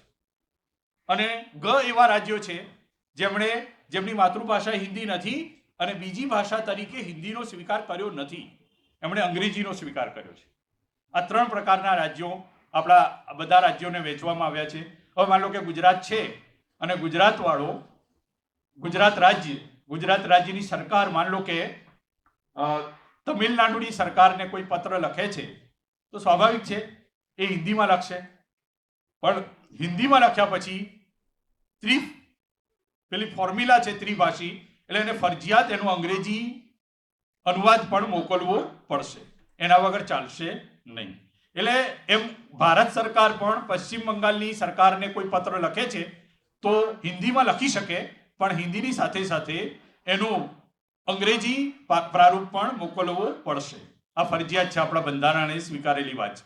એટલે કહેવાનો મતલબ એ છે કે મીડિયામાં, બેંકોમાં, વાણિજ્યના ક્ષેત્રમાં, પછી સરકારી ક્ષેત્રમાં દરેક ક્ષેત્રે ખાસ કરીને 20મી સદીના મધ્ય પછી અનુવાદનો પ્રભાવ વધ્યો અને એટલે જ આજે આપણે મેં શરૂઆતમાં મારું પહેલું જ વાક્ય હતું કે 21મી સદી જે છે એ અનુવાદની સદી આપણે એટલા માટે જ કહીએ છીએ.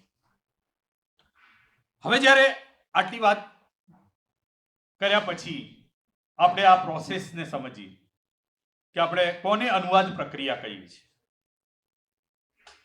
મારે વાત અનુવાદ પ્રક્રિયાની કરવી છે અને પછી મેં તમને જેમ શરૂઆતમાં કહ્યું હતું એમ મારે અનુવાદ પ્રક્રિયાની વાત કરતા કરતા મારે સાહિત્યના અનુવાદની પ્રક્રિયા વિશે પણ તમારી સાથે વાત કરવી છે. શું છે અનુવાદ પ્રક્રિયા? એટલે આપણે એવું કહી શકાય કે સ્ત્રોત ભાષામાં, હવે સ્ત્રોત ભાષા હું બોલું છું એટલે તમારા મનમાં પેલું ક્લિક થાય, કઈ ભાષા? SL, બરાબર, સોર્સ લેંગ્વેજ. સ્ત્રોત ભાષામાં વ્યક્ત વિચારો, ભાવોને લક્ષ્ય ભાષામાં લઈ જવા માટે અનુવાદક, કારણ કે જે કામ કરનારો માણસ છે એ અનુવાદક છે, ટ્રાન્સલેટર છે. અનુવાદક જે પદ્ધતિ અનુસરે છે, જે પ્રવિધિનો ઉપયોગ કરે છે એને અનુવાદ સિદ્ધાંતની ભાષામાં અનુવાદ પ્રક્રિયા કહીએ છીએ આપણે.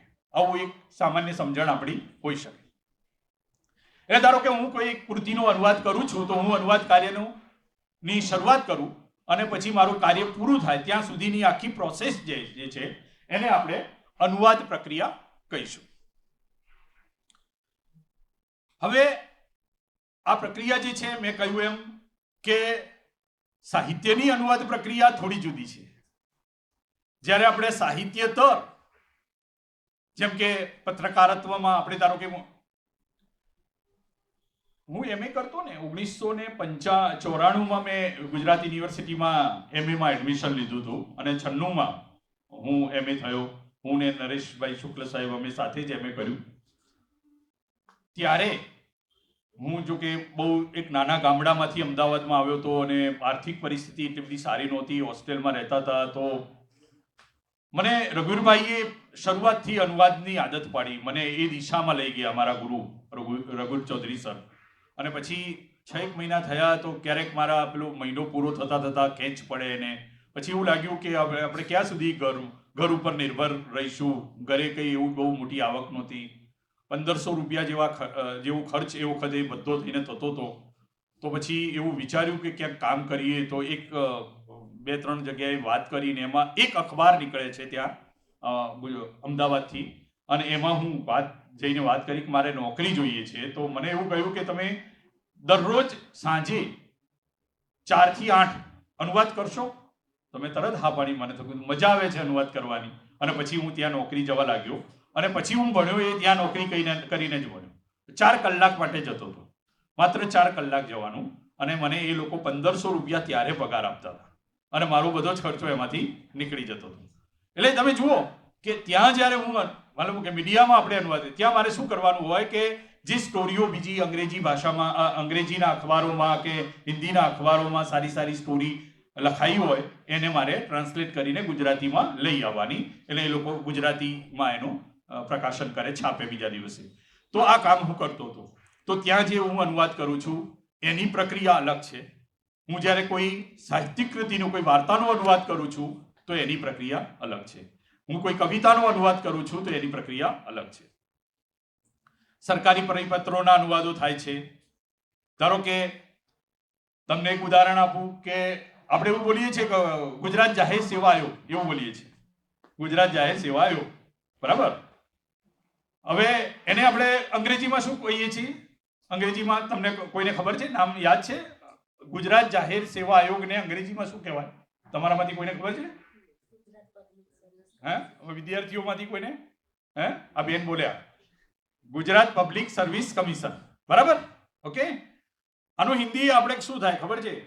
આમ જનરલી જાહેર શબ્દ જ્યારે હિન્દીમાં આવે છે એટલે એનો હિન્દીમાં અર્થ થાય સાર્વજનિક, એવો અર્થ થાય.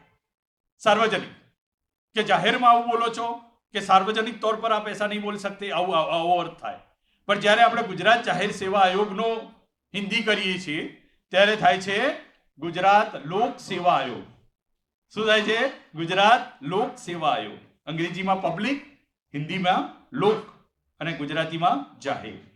સમજ્યા? તો આ જે સરકારી ભાષા જે છે, સરકારી ભાષા એનો અનુવાદ કરતા હોઈએ તો એમાં પારિભાષિક શબ્દાવલીઓ કેટલીક નક્કી છે, એ તમારે જાણવી પડે. ત્યાં તમે જાહેરનામું હોય તો એનું તમારે હિન્દી કરવું હોય તો તમારે એનું અધિસૂચના જ કરવું પડે અને અંગ્રેજીમાં એનું અનુવાદ નોટિફિકેશન જ થાય એમ. બરાબર? તો આ એ ત્યાં કેટલાક ટર્મ્સ એવા છે, શબ્દો છે પારિભાષિક, જે તમારે જાણવા પડે તો ત્યાં તમે સરળતાથી અનુવાદ કરી શકો. એટલે કહેવાનો મતલબ જાહેર ખબરોનો અનુવાદ કરતા હોઈએ ત્યાં, અને ઘણીવાર તો મેં જોયું છે કે એટલો બધો આમ ખરાબ લાગે અનુવાદ કે મને એમ થાય કે સાંભળવું ના ગમે એમ. તો આ જે પ્રક્રિયા છે આખી સાહિત્યના અનુવાદની પ્રક્રિયા અને સાહિત્યેતર જે સામગ્રી છે એની અનુવાદની પ્રક્રિયા, એ હું માનું છું કે થોડી અલગ હોઈ શકે છે. તો એની અલગ અલગ પ્રક્રિયા હોઈ શકે છે. એની હવે આપણે વિગતે વાત કરીએ તો સૌથી પહેલા જે સિદ્ધાંતમાં લખાયા છે એની અનુવાદ પ્રક્રિયાના સોપાનો, જુદા જુદા તબક્કા, એની વાત મારે તમારી સામે કરવી છે.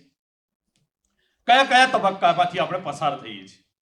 મેં તમને શરૂઆતમાં કહ્યું એમ કે ધારો કે પરીક્ષામાં એક પેરેગ્રાફ આવે છે અને એનો અનુવાદ કરવાનું આવે છે કે ભાઈ તમારી સામે એક હિન્દી કે ગુજરાતીનો પેરેગ્રાફ છે કે એનો હિન્દીમાં અનુવાદ કરો, આવી તમને સૂચના છે. તો તમે શું કરશો કે પહેલું વાક્ય વાંચશો, પછી એનો અનુવાદ કરશો, બીજું વાક્ય વાંચશો, એનું આ રીતે આપણે જઈશું. ખરેખર એ સાચી રીત નથી. આપણે એના પ્રક્રિયાના વિવિધ તબક્કા જો જોઈએ, સોપાનો જો જોઈએ તો કયા કયા છે કે સૌથી પહેલા મૂળ કૃતિ વાંચવી. ધારો કે હું કોઈ વાર્તાનો અનુવાદ કરું છું, હમણાં જ મેં કહ્યું એમ 3 દિવસ પહેલા ઉમાશંકર જોશી ગુર્જર ભારતવાસી, આવું ટાઇટલ છે, એનો અનુવાદ કર્યો મેં. લગભગ 10 પાનાનો એ સંસ્મરણ છે. એનો અનુવાદ મેં જ્યારે કર્યો ત્યારે સૌથી પહેલા હું આખી કૃતિ વાંચી ગયો. આખી કૃતિ હું સૌથી પહેલા વાંચી ગયો. મને એવું લાગે કે હજી મને ક્યાંક નથી સમજાયું તો મારે ફરી વાંચવી જોઈએ. પહેલા શરૂઆતમાં એ કૃતિને તમારે સૌથી પહેલા વાંચવી પડે, એના અર્થને સમજવો પડે, એના અર્થને પામવો પડે, અને પછી એ પ્રોસેસ શરૂ થાય કે એને બીજી ભાષામાં, એટલે કે તમારી જે ટાર્ગેટ લેંગ્વેજ છે, લક્ષ્ય ભાષા છે, એમાં તમારે એને રૂપાંતરિત કરવાની છે. અને ફરી પાછા રૂપાંતરિત કર્યા પછી ફરી પાછા એનું મૂળ સાથે તુલના કરવાની છે. અને આ વસ્તુ તમે જ્યારે પૂરી કરો ત્યારે સૈદ્ધાંતિક રીતે આપણે એવું કહી શકાય કે આપણે અનુવાદ પ્રક્રિયાને અનુસર્યા છે. તો આ જે અનુવાદ પ્રક્રિયા છે એના અલગ અલગ સોપાનો અલગ અલગ વિદ્વાનોએ જુદી જુદી સંખ્યામાં બતાવ્યા છે. પણ મેં અહીંયા સૌથી પહેલા નાયડાની જ વાત કરી હતી. નાયડા એવા એક પશ્ચિમી વિચારક છે કે જેમણે અનુવાદના સિદ્ધાંત ઉપર બહુ મોટું કામ કર્યું છે. તો એમણે પેલું ઇક્વિવેલન્ટ ટેક્સ્ચ્યુઅલ મટીરિયલની વાત કરી હતી. તો અહીંયા પણ એ અનુવાદ પ્રક્રિયાના સોપાનો વિશે વાત કરે છે અને એ 3 સોપાનો જણાવે છે. એમણે એવું કહ્યું કે અનુવાદ પ્રક્રિયાના 3 તબક્કા છે. સૌથી પહેલો એ કહે છે વિશ્લેષણ. બીજો તબક્કો જે છે એ અંતરણ. અંતરણ એટલે અનુવાદ, ભાષાંતરણ. અંતરણનો અર્થ થાય બદલવું, એમ શાબ્દિક અર્થ કરીએ તો પહેલો છે વિશ્લેષણ, બીજો છે અંતરણ અને ત્રીજો છે પુનર્ગઠન. પુનર્ગઠન. આ 3 તબક્કા નાયડા જે છે એ અનુવાદ પ્રક્રિયાના આપણને કહે છે. પછી બીજા વિદ્વાનોને આપણે જોઈએ તો એ 3ની સંખ્યા 5 સુધી જાય, ઘણી વાર 7 સુધી જાય. પણ મૂળે મેં જોયું કે વાત તો આ જ છે. આ 3 તબક્કાને જ ઘણાએ જુદા જુદા 5માં મૂક્યા છે કે કોઈ કે 7માં મૂક્યા છે. ઘણા બધા બીજા વિદ્વાન છે જે આ સંખ્યા 5ની બતાવે છે. એ વિશ્લેષણને અલગ કરે છે. એવું કહે છે કે પહેલું કહે છે કે પાઠ પઠન, સૌથી પહેલા વાંચવું, સૌથી પહેલા વાંચન કરવું.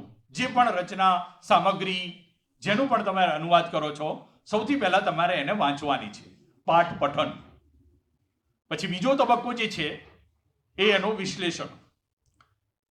પાઠ વિશ્લેષણ. એટલે વિશ્લેષણનો અર્થ આપણે એવું કહીએ કે વિશ્લેષણ એટલે મનમાં વિશ્લેષણ છે આ, અને એ પૂરેપૂરો એનો અર્થ પામવાની વાત છે, એના અર્થને સમજવાની વાત છે. ત્રીજો તબક્કો આવે છે એ ભાષાંતરનો આવે છે, જેમાં આપણે એક ભાષામાંથી બીજી ભાષામાં લઈ જઈએ છીએ. ચોથો તબક્કો સમાયોજન, એને ફરી વાંચી લેવું, આપણે કરેલો અનુવાદ ફરી જોવું. અને પછી છેલ્લે આવે છે એને ફરી પાછું મૂળ સાથે એકવાર જોવું. અને આ આખી પ્રોસેસ પૂરી કરીએ ત્યારે અનુવાદ પ્રક્રિયાને આપણે બરાબર અનુસર્યા છીએ. અને આ પ્રોસેસ કર્યા પછી મને એવું લાગે છે કે આવું કરીએ તો ચોક્કસ આપણે સારો અનુવાદ કરી શકીએ, પણ જનરલી આપણે એમાં પડતા નથી. હવે આ જે કામ છે, મેં કહ્યું ને શરૂઆતમાં તમને કે ડાબા હાથનો ખેલ નથી, અઘરો છે, પડકારરૂપ છે, કે કોઈ પણ રચના કે કોઈ પણ સામગ્રી હોય એના ભાવને, એનું જે કન્ટેન્ટ છે, એનું જે વિષય વસ્તુ છે, એને સંપૂર્ણ પ્રાપ્ત કરી લેવું, પોતાનામાં ઝીલવું અને પછી એને બીજી ભાષામાં લઈ જવું, એ અઘરું કામ છે, પડકારરૂપ છે. એટલે અનુવાદને એવું કહેવાય કે એ પરકાયા પ્રવેશ છે. પરકાયા પ્રવેશ તમે સમજો એને. તમે કોઈ પણ રચના લઈ લો, તમે તો સાહિત્યના બધા વિદ્યાર્થીઓ છો, તમે જાણતા હશો કે આપણા સંસ્કૃતના આચાર્યોએ કાવ્યના, સાહિત્યના આત્મા વિશે બહુ ચર્ચા કરી છે. પ્રાણ તત્વ શું હોય સાહિત્યમાં, એની ખૂબ બધી ચર્ચા કરી છે. તમે સિદ્ધાંતનું પેપર ભણતા હશો. એટલે આપણે એવું માનીએ છીએ, ઘણા બધા આપણા આચાર્યોએ અલંકારને એમને કાવ્યનો આત્મા ગણાવ્યો છે. પણ જનરલી આપણી માન્યતા એવી છે કે ભાઈ અલંકાર ના હોઈ શકે કાવ્યની આત્મા, રસ જે છે એ કાવ્યનો આત્મા છે, એવું આપણે માનીએ છીએ. અને આપણે જ્યારે એવું માનીએ છીએ ત્યારે એનો મતલબ એ થાય કે એનો જે વિષય વસ્તુ છે ને, અંદર વિષય વસ્તુ, એ એનો આત્મા છે, એનો ભાવ જે છે એ એનો આત્મા છે. અને ભાષા અને અલંકાર ને એને આપણે માનીએ છીએ કે એ શરીર છે, આપણે કોઈ કૃતિમાં આવું માનીએ છીએ. તો જ્યારે આપણે અનુવાદ કરવા બેસીએ ત્યારે શું કરવાનું છે કે પેલું જે આત્મા છે, પેલો આત્મા, પેલો ભાવ, વિષય વસ્તુ, કન્ટેન્ટ, એને આપણે બીજા શરીરમાં પ્રવેશ કરાવવાનો છે. સમજ્યા? એટલે અનુવાદ શું છે? પરકાયા પ્રવેશ. એટલે જેટલું માનીએ એટલું સહેલું કામ નથી. ચેલેન્જ આવે તમારી સામે, અને ઘણીવાર એવું હોય કે એક શબ્દનો એવો ચેલેન્જ આવે કે તમારા કલાકોના કલાકો નીકળી જાય, તમારે 10 જગ્યાએ ફોન કરવા પડે, તમે ત્યારે એ શબ્દ સુધી પહોંચી શકો. એટલે આ સરળ કામ નથી. મેં એક ઉદાહરણ અહીંયા મૂક્યું છે, તમે લોકો જુઓ કે આ એક સમયે અમે સાહિત્ય સેતુ ચલાવતા હતા. એમાં અમે લોકોએ સાહિત્ય સેતુ વિશે કદાચ તમે લોકો જાણતા હશો કે એમાં એક છેલ્લો જે મેં વિશેષાંક કર્યો હતો એ દલિત વિશેષાંક હતો. અને એમાં જે એની છેલ્લા 10 વર્ષ કે સમગ્ર જે ગુજરાતી સાહિત્યમાં દલિત સાહિત્ય લખાયું છે એનું એક આખું મૂલ્યાંકન દલપત ચૌહાણે કરેલું, અને એ સંપાદકીય એમણે જે લખેલું એનો અનુવાદ મેં કરેલો. અને એ અનુવાદમાંથી મેં એમનું જે સંપાદકીય છે એનું આ પેરેગ્રાફ મેં તમારી સામે મૂક્યું છે. અને એમાં એક શબ્દ છે કે દલિત કવિઓએ શું કર્યું છે, તો કે કવિએ કવિતાના મિજાજ નોખા છે, તળને ઉલેચીને કહે છે, કોઈ ઢાંક પીછળો કરતા નથી. આવું આવ્યું હતું. આવું એમણે આ મૂળ કોનું લખાયેલું છે? દલપત ચૌહાણનું લખાયેલું છે. એનો અનુવાદ તમને ઓનલાઈન પર જોવા મળશે. મેં એનો અનુવાદ કરેલો છે. અને તમે જુઓ કે હર કવિ કે હવે કવિએ શબ્દ આવે છે. હવે હું જ્યારે એને હિન્દીમાં લઈ જાઉં છું તો હું 2 વાર કવિ, એ પેલો ભાર આપવા માટે દરેક કવિની વાત છે, તો એમાં મારે હર કવિ કી કવિતા કા મિજાજ અલગ હૈ. અહીંયા મેં કવિતા શબ્દ જોડ્યો છે, કારણ કે અહીંયા માણસના મિજાજની વાત નથી, કવિતાના મિજાજની વાત છે. સમજ્યા? જ્યારે મેં હિન્દીમાં લઈ ગયો ત્યારે મેં એવું લખ્યું છે કે હર કવિ કી કવિતા કા મિજાજ અલગ હૈ, તળને ઉલેચીને લખે છે. ત્યાં કવિ શબ્દ નથી, પણ મેં ત્યાં કવિ શબ્દ ઉમેર્યો છે કે કવિ ગહેરાઈમાં જાકર વ્યક્ત હોતા હૈ, ઉલેચ, તળને ઉલેચીને લખે છે, કહે છે, અને પછી कोई ढांक पिछोड़ो करता नहीं, तो वह किसी प्रकार की लुका छिपी में विश्वास नहीं रखता. એટલે મૂળ વાત એ છે કે આખો જે વિષય છે, જે એનો અર્થ છે સમગ્ર રચનાનો, એને પૂરેપૂરો તમારે પ્રાપ્ત કરવો પડે, એને લેવો પડે, એને સમજવો પડે, અને પછી એને બીજી ભાષામાં લઈ જવાનું કામ કરવાનું છે. અને જ્યારે તમે બીજી ભાષામાં લઈ જાઓ છો એટલે એવું કહેવાય કે તમે બીજાના શરીરમાં પ્રવેશ કરાવો છો. તો આ આખી પ્રોસેસ છે એ અઘરી છે, પણ તમે જો થોડું ધ્યાન રાખો, તમને રસ હોય એમાં, તમને જો એમાં મજા પડતી હોય, તમને જો આનંદ પણ આવતો હોય, તો ચોક્કસ તમે સારા અનુવાદકો બની શકો. તો વાત એ છે, આપણે વાત પ્રક્રિયાની કરી રહ્યા હતા, એના સોપાનોની કરી રહ્યા હતા કે કોઈ પણ સામગ્રીના અનુવાદ કાર્ય દરમિયાન અનુવાદકે વિદ્વાનોએ સૂચવેલા આ 3 કે 5 સોપાનોમાંથી પસાર થવું પડે. એટલે પહેલા તમે એને વાંચો, પછી એનો અર્થ સમજો, પછી એનો ભાષાંતરણ કરો, ભાષાંતરણ કર્યા પછી એને ફરી પાછું એને જોઈ જાઓ એકવાર, અને પછી પાછું એને ફરી એકવાર મૂળ સાથે તુલના કરો, ત્યારે તમારું આખી પ્રક્રિયા પૂરી થાય.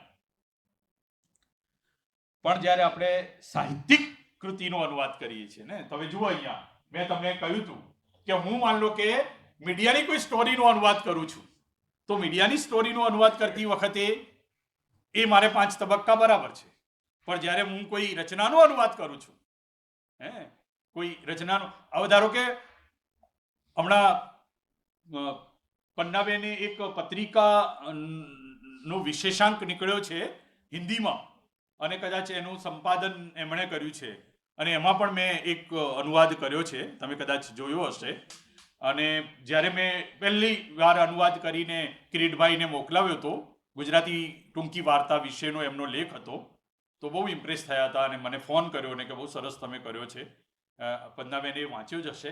તો જ્યારે તમે કોઈ કૃતિનો અનુવાદ કરો છો, સાહિત્યિક કૃતિનો અનુવાદ કરો છો, ત્યારે આ 5 તબક્કા તો આવે જ આવે તમારી પાસે, પણ એથી વિશેષ તમારે કંઈક બીજું પણ આપવું પડે. અને જ્યારે તમે સાહિત્યની કૃતિનો અનુવાદ કરો છો, ત્યારે મારે કહેવું છે કે સૌથી પહેલા પેલો અર્થ તમે ક્યારે પામી શકો. મેં હમણાં તમને ઉદાહરણ આપ્યું કે તમે અર્થ ત્યારે જ પામી શકો તમે પોતે એક સહૃદય ભાવક હોય. એટલે તમારી ભૂમિકા સૌથી પહેલા આ હોય કે તમે શું છો, એક સહૃદય ભાવક બનો, તો જ તમે કોઈ સાહિત્યિક કૃતિના અર્થને પામી શકો. એટલે આમ આપણે નોર્મલી જે અનુવાદ પ્રક્રિયાની વાત કરતા હોઈએ તો એમાં તો એ પેલા 5 તબક્કા કે 3 તબક્કા બરાબર છે, પણ તમે જ્યારે કોઈ સાહિત્યના અનુવાદની પ્રક્રિયા વિશે વાત કરતા હો, ત્યારે તમારે સૌથી પહેલા ભાવક બનવું પડે. તો તમે ભાવક ના બનો, સહૃદય ભાવક, તો તમે કદાચ સારો અનુવાદ ના કરી શકો. બીજો તબક્કો તમારો જે છે એ દુભાષિયાનો છે. દુભાષીઓ, આ શબ્દ કદાચ તમે સાંભળ્યો હશે કે કોઈ નેતા આવે અને ધારો કે આપણા ત્યાં ચીનના રાષ્ટ્રપતિ આવ્યા હતા, તો એમની અને આપણા આદરણીય પ્રધાનમંત્રી શ્રી એમની સાથે સાથે હોય અને બંને વાતો કરતા હોય, તો એક ત્રીજો વ્યક્તિ ઊભો હોય જે ચીનીમાં સાંભળીને આપણા વડાપ્રધાન શ્રીને હિન્દીમાં સમજાવે અને હિન્દીમાં એમની વાતને ચીનીમાં. એ દુભાષીઓ. તો અનુવાદ કાર્યમાં પણ તમારી ભૂમિકા, બીજી ભૂમિકા આવે છે, એ દુભાષિયાની આવે છે. તમે એક ભાષામાંથી બીજી ભાષામાં. અહીંયા પૂરું થઈ જતું નથી, અને એ બહુ જ અગત્યની ભૂમિકા છે. મેં કહ્યું એમ કે અનુવાદને હવે કળા તરીકે જોવાય છે. અનુવાદ એ આર્ટ છે, અને જ્યારે કળા તરીકે અનુવાદને આપણે જોઈએ છીએ, મૂલવીએ છીએ, ત્યારે તમારી ભૂમિકા, અનુવાદક તરીકેની તમારી ભૂમિકા, એ ત્રીજી ભૂમિકા એ બહુ અગત્યની છે. તમારે પણ ક્યાં પહોંચવું પડે? સર્જકની કોટીએ પહોંચવું પડે. એ ઊંચાઈ પ્રાપ્ત કરવી પડે. જ્યાં સર્જક બેઠો છે ત્યાં તમે જાઓ તો જ હું માનું છું કે તમે કોઈ પણ કૃતિનો, સાહિત્યિક કૃતિનો, કવિતાનો, વાર્તાનો કે નવલકથાનો કે કોઈ પણ સ્વરૂપમાં લખાયેલી સાહિત્યિક કૃતિનો તમે સારો અનુવાદ કરી શકો. તો જ્યારે આપણે સાહિત્યના અનુવાદની પ્રક્રિયાની વાત કરતા હોઈએ ત્યારે આ પણ વસ્તુ આપણે યાદ રાખવી પડે કે એમાં અનુવાદકે સહૃદય ભાવક, દુભાષિયા અને સર્જક તરીકેની ભૂમિકા આપણે નિભાવવી પડે. કારણ કે કોઈ પણ કૃતિ, એ કવિતા હોય, નવલકથા હોય, એ કળા છે અને કળાનું પોતાનું સૌંદર્ય હોય. આપણે જાણીએ છીએ કળાનું, આપણે જ્યારે કળા શબ્દ બોલીએ છીએ ત્યારે આપણા મનમાં શું આમ એક અર્થ આવે છે કે ભાઈ એની સાથે પેલો સૌંદર્યનો સંબંધ છે, કારણ કે એની સાથે આનંદ છે. તો સામાન્ય સમજ પણ આપણી એવી હોય છે કે ભાઈ દરેક પ્રકારની અભિવ્યક્તિ એ કળા નથી, પણ જે અભિવ્યક્તિ આપણને આનંદનો અનુભવ કરાવે એ તો કળા છે. અને આપણે કળામાં તો એ આનંદ એની સાથે જોડાયેલો છે. તો એ સૌંદર્યને જાળવી, કારણ કે તમારે કૃતિને મારી નથી નાખવાની. તમે જુઓ કે એમાં ઘણું બધું તમારે પછી બહાર નીકળવું પડે. હું તમને એક ઉદાહરણ આપું. મને યાદ આવ્યું કે ભોળાભાઈ પટેલ, આપણા ત્યાં એવી પરંપરા છે કે જે કૃતિઓને મોટા મોટા પુરસ્કારો મળે છે એમનો હિન્દીમાં અનુવાદ થાય, બીજી ભાષાઓમાં અનુવાદ થાય. તમને ખબર છે કે ગાંધીજીની આત્મકથા આજે લગભગ વિશ્વની કોઈ ભાષા એવી નહીં હોય જેમાં એનો અનુવાદ ના થયો હોય. સત્યના પ્રયોગો, કોઈ પણ ભાષા વિશ્વની. હવે ધારો કે જ્યારે પન્નાલાલ પટેલને જ્ઞાનપીઠ એવોર્ડ મળ્યો, પન્નાલાલ પટેલને, તો મૂળ કૃતિ એમની, આપણે એમની ઓળખ જે છે એ કઈ કૃતિથી આપણે એમને ઓળખીએ? તો બધા જાણો છો, ગુજરાતીના વિદ્યાર્થીઓ જો, કઈ કૃતિ? માનવીની ભવાઈ. બરાબર. હવે માનવીનો ભવાઈનો હિન્દીમાં અનુવાદ કરવાની વાત આવી, એમને જ્ઞાનપીઠ મળ્યો ત્યારે, તો ભોળાભાઈ પટેલે એનો અનુવાદ કર્યો. હવે બહુ મોટા ગજાના હિન્દીના વિદ્વાન, 1995માં હિન્દી વિભાગ ગુજરાત યુનિવર્સિટીમાંથી પ્રોફેસર તરીકે નિવૃત્ત થયા હતા. ગુજરાતીના બહુ મોટા નિબંધકાર ભોળાભાઈ, બહુ મોટા વિદ્વાન, બંગાળી ભાષા પણ એટલી જ જાણે, અનુવાદો તો એવા અદ્ભુત કર્યા છે એમણે. અમે એમની પાસે ભણ્યા છીએ ક્લાસરૂમમાં. તો ભોળાભાઈની પાસે જ્યારે એ કૃતિ ગઈને એમણે અનુવાદ કર્યો, અંદરની વાત ના કરું, પણ તમે જુઓ કે માનવીની ભવાઈ આવું શીર્ષક છે પન્નાલાલ પટેલની રચનાનું. એનું શીર્ષક ભવાઈ શબ્દ ગુજરાતમાં જ ચાલે છે. બરાબર. આમ તો આમ મૂકી શકાય ભવાઈ શબ્દ, કે ગુજરાતીનો એક લોકનાટ્યનો પ્રકાર છે ભાઈ ભવાઈ. એ ભવાઈ શબ્દ મૂકી શકાયો હોત, પણ એમને એવું લાગ્યું કે હું ભવાઈ મૂકીશ તો મારે જે વાત પેલામાં છે ને ગુજરાતીમાં જે આવે છે માનવીની ભવાઈ, એ વાત કદાચ અહીંયા નહીં આવે. એમણે શું શીર્ષક મૂક્યું હશે તમે વિચારો? એમણે શીર્ષક મૂક્યું છે માનવીની ભવાઈ. એનું અનુવાદ હિન્દીમાં થયો છે, એનું ટાઇટલ છે જીવન એક નાટક. શું ટાઇટલ છે? જીવન એક નાટક. તો મૂળ વાત તો એ છે ને એમાં કે માણસનું જીવન જે છે એની ભવાઈની વાત છે. તો જીવન એક નાટક આ શીર્ષક છે. હવે તમે વિચાર કરો કે આ વસ્તુ ક્યારે આવી કે જ્યારે અનુવાદક પોતે કઈ ભૂમિકાએ પહોંચે છે? સર્જકની ભૂમિકાએ પહોંચે છે. એ સર્જકની ભૂમિકાએ જ્યારે પહોંચે છે ત્યારે આ વાત આવે છે. એટલે એક કળાકૃતિ છે અને કળાકૃતિમાં એના સૌંદર્યને જાળવી રાખવાને આપણે અનુવાદ કરવાનો છે. એટલે એક ચેલેન્જ એ જ્યારે તમે સાહિત્યના અનુવાદ સાથે કામ પાર પાડો છો ત્યારે તમારી સામે આવે છે. હવે આપણે જુદા જુદા તબક્કાઓની વાત કરીએ અનુવાદ પ્રક્રિયાના, અને હવે જ્યારે આપણે વાત કરીશું ત્યારે સાહિત્યના અનુવાદની જ વાત કરીશું. કે ત્યાં માત્ર હવે પઠન પાઠન, વિશ્લેષણ કે અંતરણ કે સમાયોજન કે પુનર્ગઠનની વાત નથી, પણ આપણે પેરેલલ વાત કરીશું કે જ્યારે આપણે સાહિત્યિક કૃતિના અનુવાદની વાત કરીએ છીએ ત્યારે સૌથી પહેલા ભૂમિકા આપણી જે છે એ સહૃદય ભાવક બનવાની છે. એની સાથે સાથે દુભાષિયા થવાની છે. દુભાષિયા એટલે મારા મનમાં શું અર્થ છે એ હું તમને પછી કહીશ. અને પછી છેલ્લે સર્જકની કોટીએ પહોંચવાનું છે, સર્જકની હાઈટે આપણે પહોંચવાનું છે. ત્યારે હું માનું છું કે આપણે સાહિત્યનો અનુવાદ આપણે સારી રીતે કરી શકીએ. તો અહીંયા નરેશભાઈનો એક કોટેશન છે, અને લોકડાઉન જ્યારે ચાલતું હતું, જ્યારે કોવિડનો પહેલો જે લહેર ચાલતી હતી, ત્યારે અમે લોકોએ સાહિત્ય સેતુમાં કોરોના ઉપર એક વિશેષાંક કરેલો, અને એમણે લગભગ 15, 17, 20 પાનામાં એનું સંપાદકીય લખેલું, અને એનું પણ હિન્દી એ વખતે મેં લોકડાઉન દરમિયાન નવરા બેઠા બેઠા કરેલો, અને એમાંથી આ પેરેગ્રાફ મેં લીધો છે. અને ઘણી બધી વાતો છે, પણ મેં જે હાઇલાઇટ કરી છે કે અમારી પેઢીએ આ કાળમુખા સમયને જે રીતે જોક્સમાં હસી કાઢ્યો છે.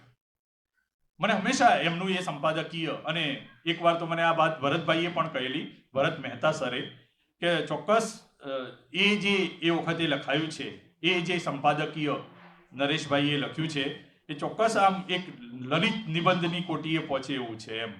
અને મને પણ બહુ મજા પડેલી અનુવાદ કરવામાં, અને મને પણ એ વાતનો સંતોષ છે કે મેં એનો સારો અનુવાદ કર્યો છે હિન્દીમાં. અત્યારે ઉપલબ્ધ છે, તમે વાંચી શકો છો એનું. અત્યારે તમે ગૂગલ ઉપર જઈને સાહિત્ય સેતુ સર્ચ કરીને એમાં સપ્ટેમ્બરનો જે અંક છે અમારો 2020નો, એમાં અંગ્રેજીનો અનુવાદ હસમુખભાઈ સાહેબે કર્યો છે, અને હિન્દીનો અનુવાદ મેં કર્યો છે. એનો અંગ્રેજીમાં પણ તમને મળશે. એટલે તમે જુઓ કે અમારી પેઢીએ આ કાળમુખા સમયને જે રીતે જોક્સમાં હસી કાઢ્યો છે, એવો વાક્ય છે, હે ને? પેલું ગીત છે કે જિંદગી કે ગમ ભુલાતા ચલા ગયા, એવું છે ને, પન્નાબેન ને કદાચ હર ગમ કો હસી में उड़ाता चला गया, એ વાત છે. હર ફિક્ર को धुएं में उड़ाता चला गया. તો એ જે વાત છે અહીંયા, તો એ હિન્દીમાં કઈ રીતે ઉડાવી, અહીંયા હસી કાઢ્યો છે, है ना? तो हमारी पीढ़ी ने इस भयानक समय को, कालमुखा, इस भयानक समय को जिस तरह जोक्स की हंसी में उड़ा दिया है ना? એ જ શબ્દ આવ્યો છે અહીંયા, હસી મેં ઉડા દીને વાલી વાત, હસી કાઢ્યો છે, બરાબર? તો કહેવાનો મતલબ એ છે કે તમારે સૌથી પહેલા જે પણ છે, જે લખાયેલું છે, એના અર્થ સુધી પહેલી વાત પહોંચવી જોઈએ. પહેલી વાત એ છે કે તમે એના અર્થને પામો, એના અર્થને બરાબર સમજો, અને પછી જ તમે અનુવાદ કરવાની શરૂઆત કરો. તો હું માનું છું કે તમે સારો અનુવાદ કરી શકો. એના મર્મને સમજવો પડે, અર્થને નહીં, એના મર્મને સમજવો પડે. અને એના માટે ઘણીવાર આપણી મદદ શબ્દકોશ ના કરે અનુવાદ કરતી વખતે. આમ તો જે અનુવાદ કરતા હોય એ શું લઈને બેઠા હોય? શબ્દકોશ. પણ ઘણીવાર શબ્દકોશ આપણી મદદ ના કરતો, એ પૂરતો ના ગણાય એમ. તમે જુઓ અહીંયા મેં શરીફાબેનનો જે સંપાદકીય અમે લોકોએ સ્ત્રી વિશેષાંક જે કરેલો, અને એમાં શરીફાબેને જે એક સંપાદકીય લખ્યું હતું, અને એનો અનુવાદ પણ મેં કરેલો. અને એમાં એવું છે કે સ્ત્રી રાજી ખુશીથી એ જાળમાં ફસાતી ગઈ. હવે આ શબ્દ હું લેવા જઉં તો કદાચ હું સારું હિન્દી ના કરી શકું, એટલે અહીંયા વાત છે ખુશી ખુશી. અહીંયા મેં 2 વાર ખુશી ખુશી શબ્દ મૂક્યો છે, પણ જે રાજી ખુશીમાં આવે છે એ વાત અહીંયા આવી જાય છે. તો દરેક વખતે શબ્દકોશ આપણી મદદ ના કરે. આવો જ એક બીજો ઉદાહરણ છે કે શબ્દકોશ ક્યારેક ટૂંકો પડે, શબ્દકોશ ટૂંકું પડે, આપણે અનુવાદ કરતા હોઈએ, એ આપણે બીજેથી અર્થ લેવો પડે. અને એ વસ્તુ ક્યારે બને? તમે જ્યારે સાહિત્યિક કૃતિનો અનુવાદ કરો છો, ત્યારે તમે જો સહૃદય ભાવક બનો, તો જ એ લેવલે, એ સ્તરે તમે પહોંચી શકો. તો હું માનું છું કે સારો અનુવાદ તમે કરી શકો. હવે મેં જે અહીંયા એક ઉદાહરણ મૂક્યું છે, એ તમે જુઓ કે એક કૃતિમાંથી મેં અનુવાદ લીધો છે, આ ઉદાહરણ લીધું છે કે વખતના વેણમાં અચાનક એક દિવસ ઉઘાડે શરીર મેં મારી જાતને પાણીની ભીખ માંગતા જોઈ. આ દલિત રચના છે, અને દલિત રચનાનો આ અનુવાદ થયેલો છે. હવે અહીંયા જોઈ શબ્દ છે, જોઈ શબ્દ, મેં જોઈ એક શબ્દને જ હાઇલાઇટ કર્યો છે. હવે જોઈ શબ્દ જ્યારે આપણે ગુજરાતીમાં વાંચીએ તો એનો અર્થ આપણા મનમાં શું ક્લિક થાય? દેખા, બરાબર, સ્વાભાવિક છે. જોઈ, જોયો, દેખા, દેખી એવું થાય. પણ ક્યારેક શું છે કે એમાંથી બહાર નીકળવું પડે તમારે, શબ્દના અર્થમાંથી, એટલે શાબ્દિક અર્થમાંથી તમારે બહાર નીકળવું પડે. તો હું માનું છું કે વધારે સારો અનુવાદ કરી શકાય. અહીંયા મને એવું લાગ્યું કે આ શબ્દ જે છે, समय के प्रवाह में अचानक एक दिन मैंने अपने आप को नंग धड़ंग स्थिति में पानी की भीख मांगते पाया शब्द लख्यो છે. સમજ્યા? જોઈનો અનુવાદ શું કર્યો છે? પાયા. બરાબર. એટલે આ જે પાયામાં જે ભાવ આવે છે ને, એ જ છે ભાવ ત્યાં પેલામાં જોઈમાં. અહીંયા કદાચ દેખા શબ્દ મેં મૂક્યો હોત તો હું માનું છું કે કદાચ કશુંક એમાં ખૂટતું હોય એવું લાગ્યું. ઘણીવાર એક શબ્દ જે છે એ મેં હમણાં તમને ઉદાહરણ આપ્યું કે અનુવાદકે મુખી તાવ શબ્દ કર્યો, મને ગમ્યો નહીં, એમ મુખી કાકા કર્યો હોત તો વધારે સારું લાગ્યું હોત. એટલે આ જે વસ્તુ છે, એટલે આ વસ્તુ તમે ત્યારે જ કરી શકો કે તમે જ્યારે અનુવાદ કાર્ય કરો છો, સાહિત્યના અનુવાદ સાથે કામ પાર પાડો છો, અને તમે પોતે જો સહૃદય ભાવક હોવ તો હું માનું છું કે આ વસ્તુ થઈ શકે છે. એટલે તમારે માત્ર અર્થને પામવાનો છે, એ સિવાય જ્યારે સાહિત્યના અનુવાદની વાત કરીએ છીએ ત્યારે આપણે દરેક વખતે આપણે એક સહૃદય ભાવકની ભૂમિકાએ જવું પડે. આ પહેલા તબક્કામાં, આ પહેલા સોપાનમાં સહૃદય ભાવક બનીને આપણે અર્થ પામવાનો છે, અર્થ પ્રાપ્ત કરવાનો છે. અને પાછું આપણા મનમાં એ બધું ચાલતું હોય કે આને મારે પેલા હિન્દીમાં લઈ જવાનો છે, બીજી ભાષામાં લઈ જવાનો છે, જે આપણી લક્ષ ભાષા હોય. અને એ કાચી ડિઝાઇન પણ ત્યારે મનમાં તૈયાર થતી હોય કે મારે આને હું બીજી ભાષામાં, મારી જે ટાર્ગેટ લેંગ્વેજ છે એમાં હું કઈ રીતે મૂકીશ. ઉદાહરણમાં તમને વધારે મજા પડશે. મેં ઉદાહરણો ખાસા બધા લીધા છે. આપણે એક દલિત રચનાનો જ અનુવાદ છે, મેં જ કરેલો અનુવાદ. હવે તમે જુઓ કે એકદમ ઉત્તર ગુજરાતની ભાષા છે, ઉત્તર ગુજરાતની ભાષા, એકદમ સ્થાનીય ભાષા. હાહરી, હાહરી, ફઈ તો ફઈ ચેકણી લેટ જેવી છે. હાહરી ફઈ ચેકણી લેટ જેવી છે, રોટલાનો ભાવ નહીં પૂછો. હાહરી ફઈ ચેકણી લેટ જેવી છે, રોટલાનો ભાવ નહીં પૂછો. હવે તમે જુઓ કે હું શબ્દની સામે શબ્દ મૂકવા જઉં તો આમાં શું થાય તમે બધા વિચાર કરી શકો છો. પણ એનો અર્થ, હવે અહીંયા કેવું છે કે બે વસ્તુ છે કે જ્યારે તમે કોઈ પણ સ્થાનીય એકદમ લોક બોલીમાં લખાયેલી કૃતિનો અનુવાદ કરો છો તો મેં તો એ રીતે જ અનુવાદો કર્યા છે કે મેં એને શિષ્ટ ભાષામાં જ અનુવાદો કર્યા છે.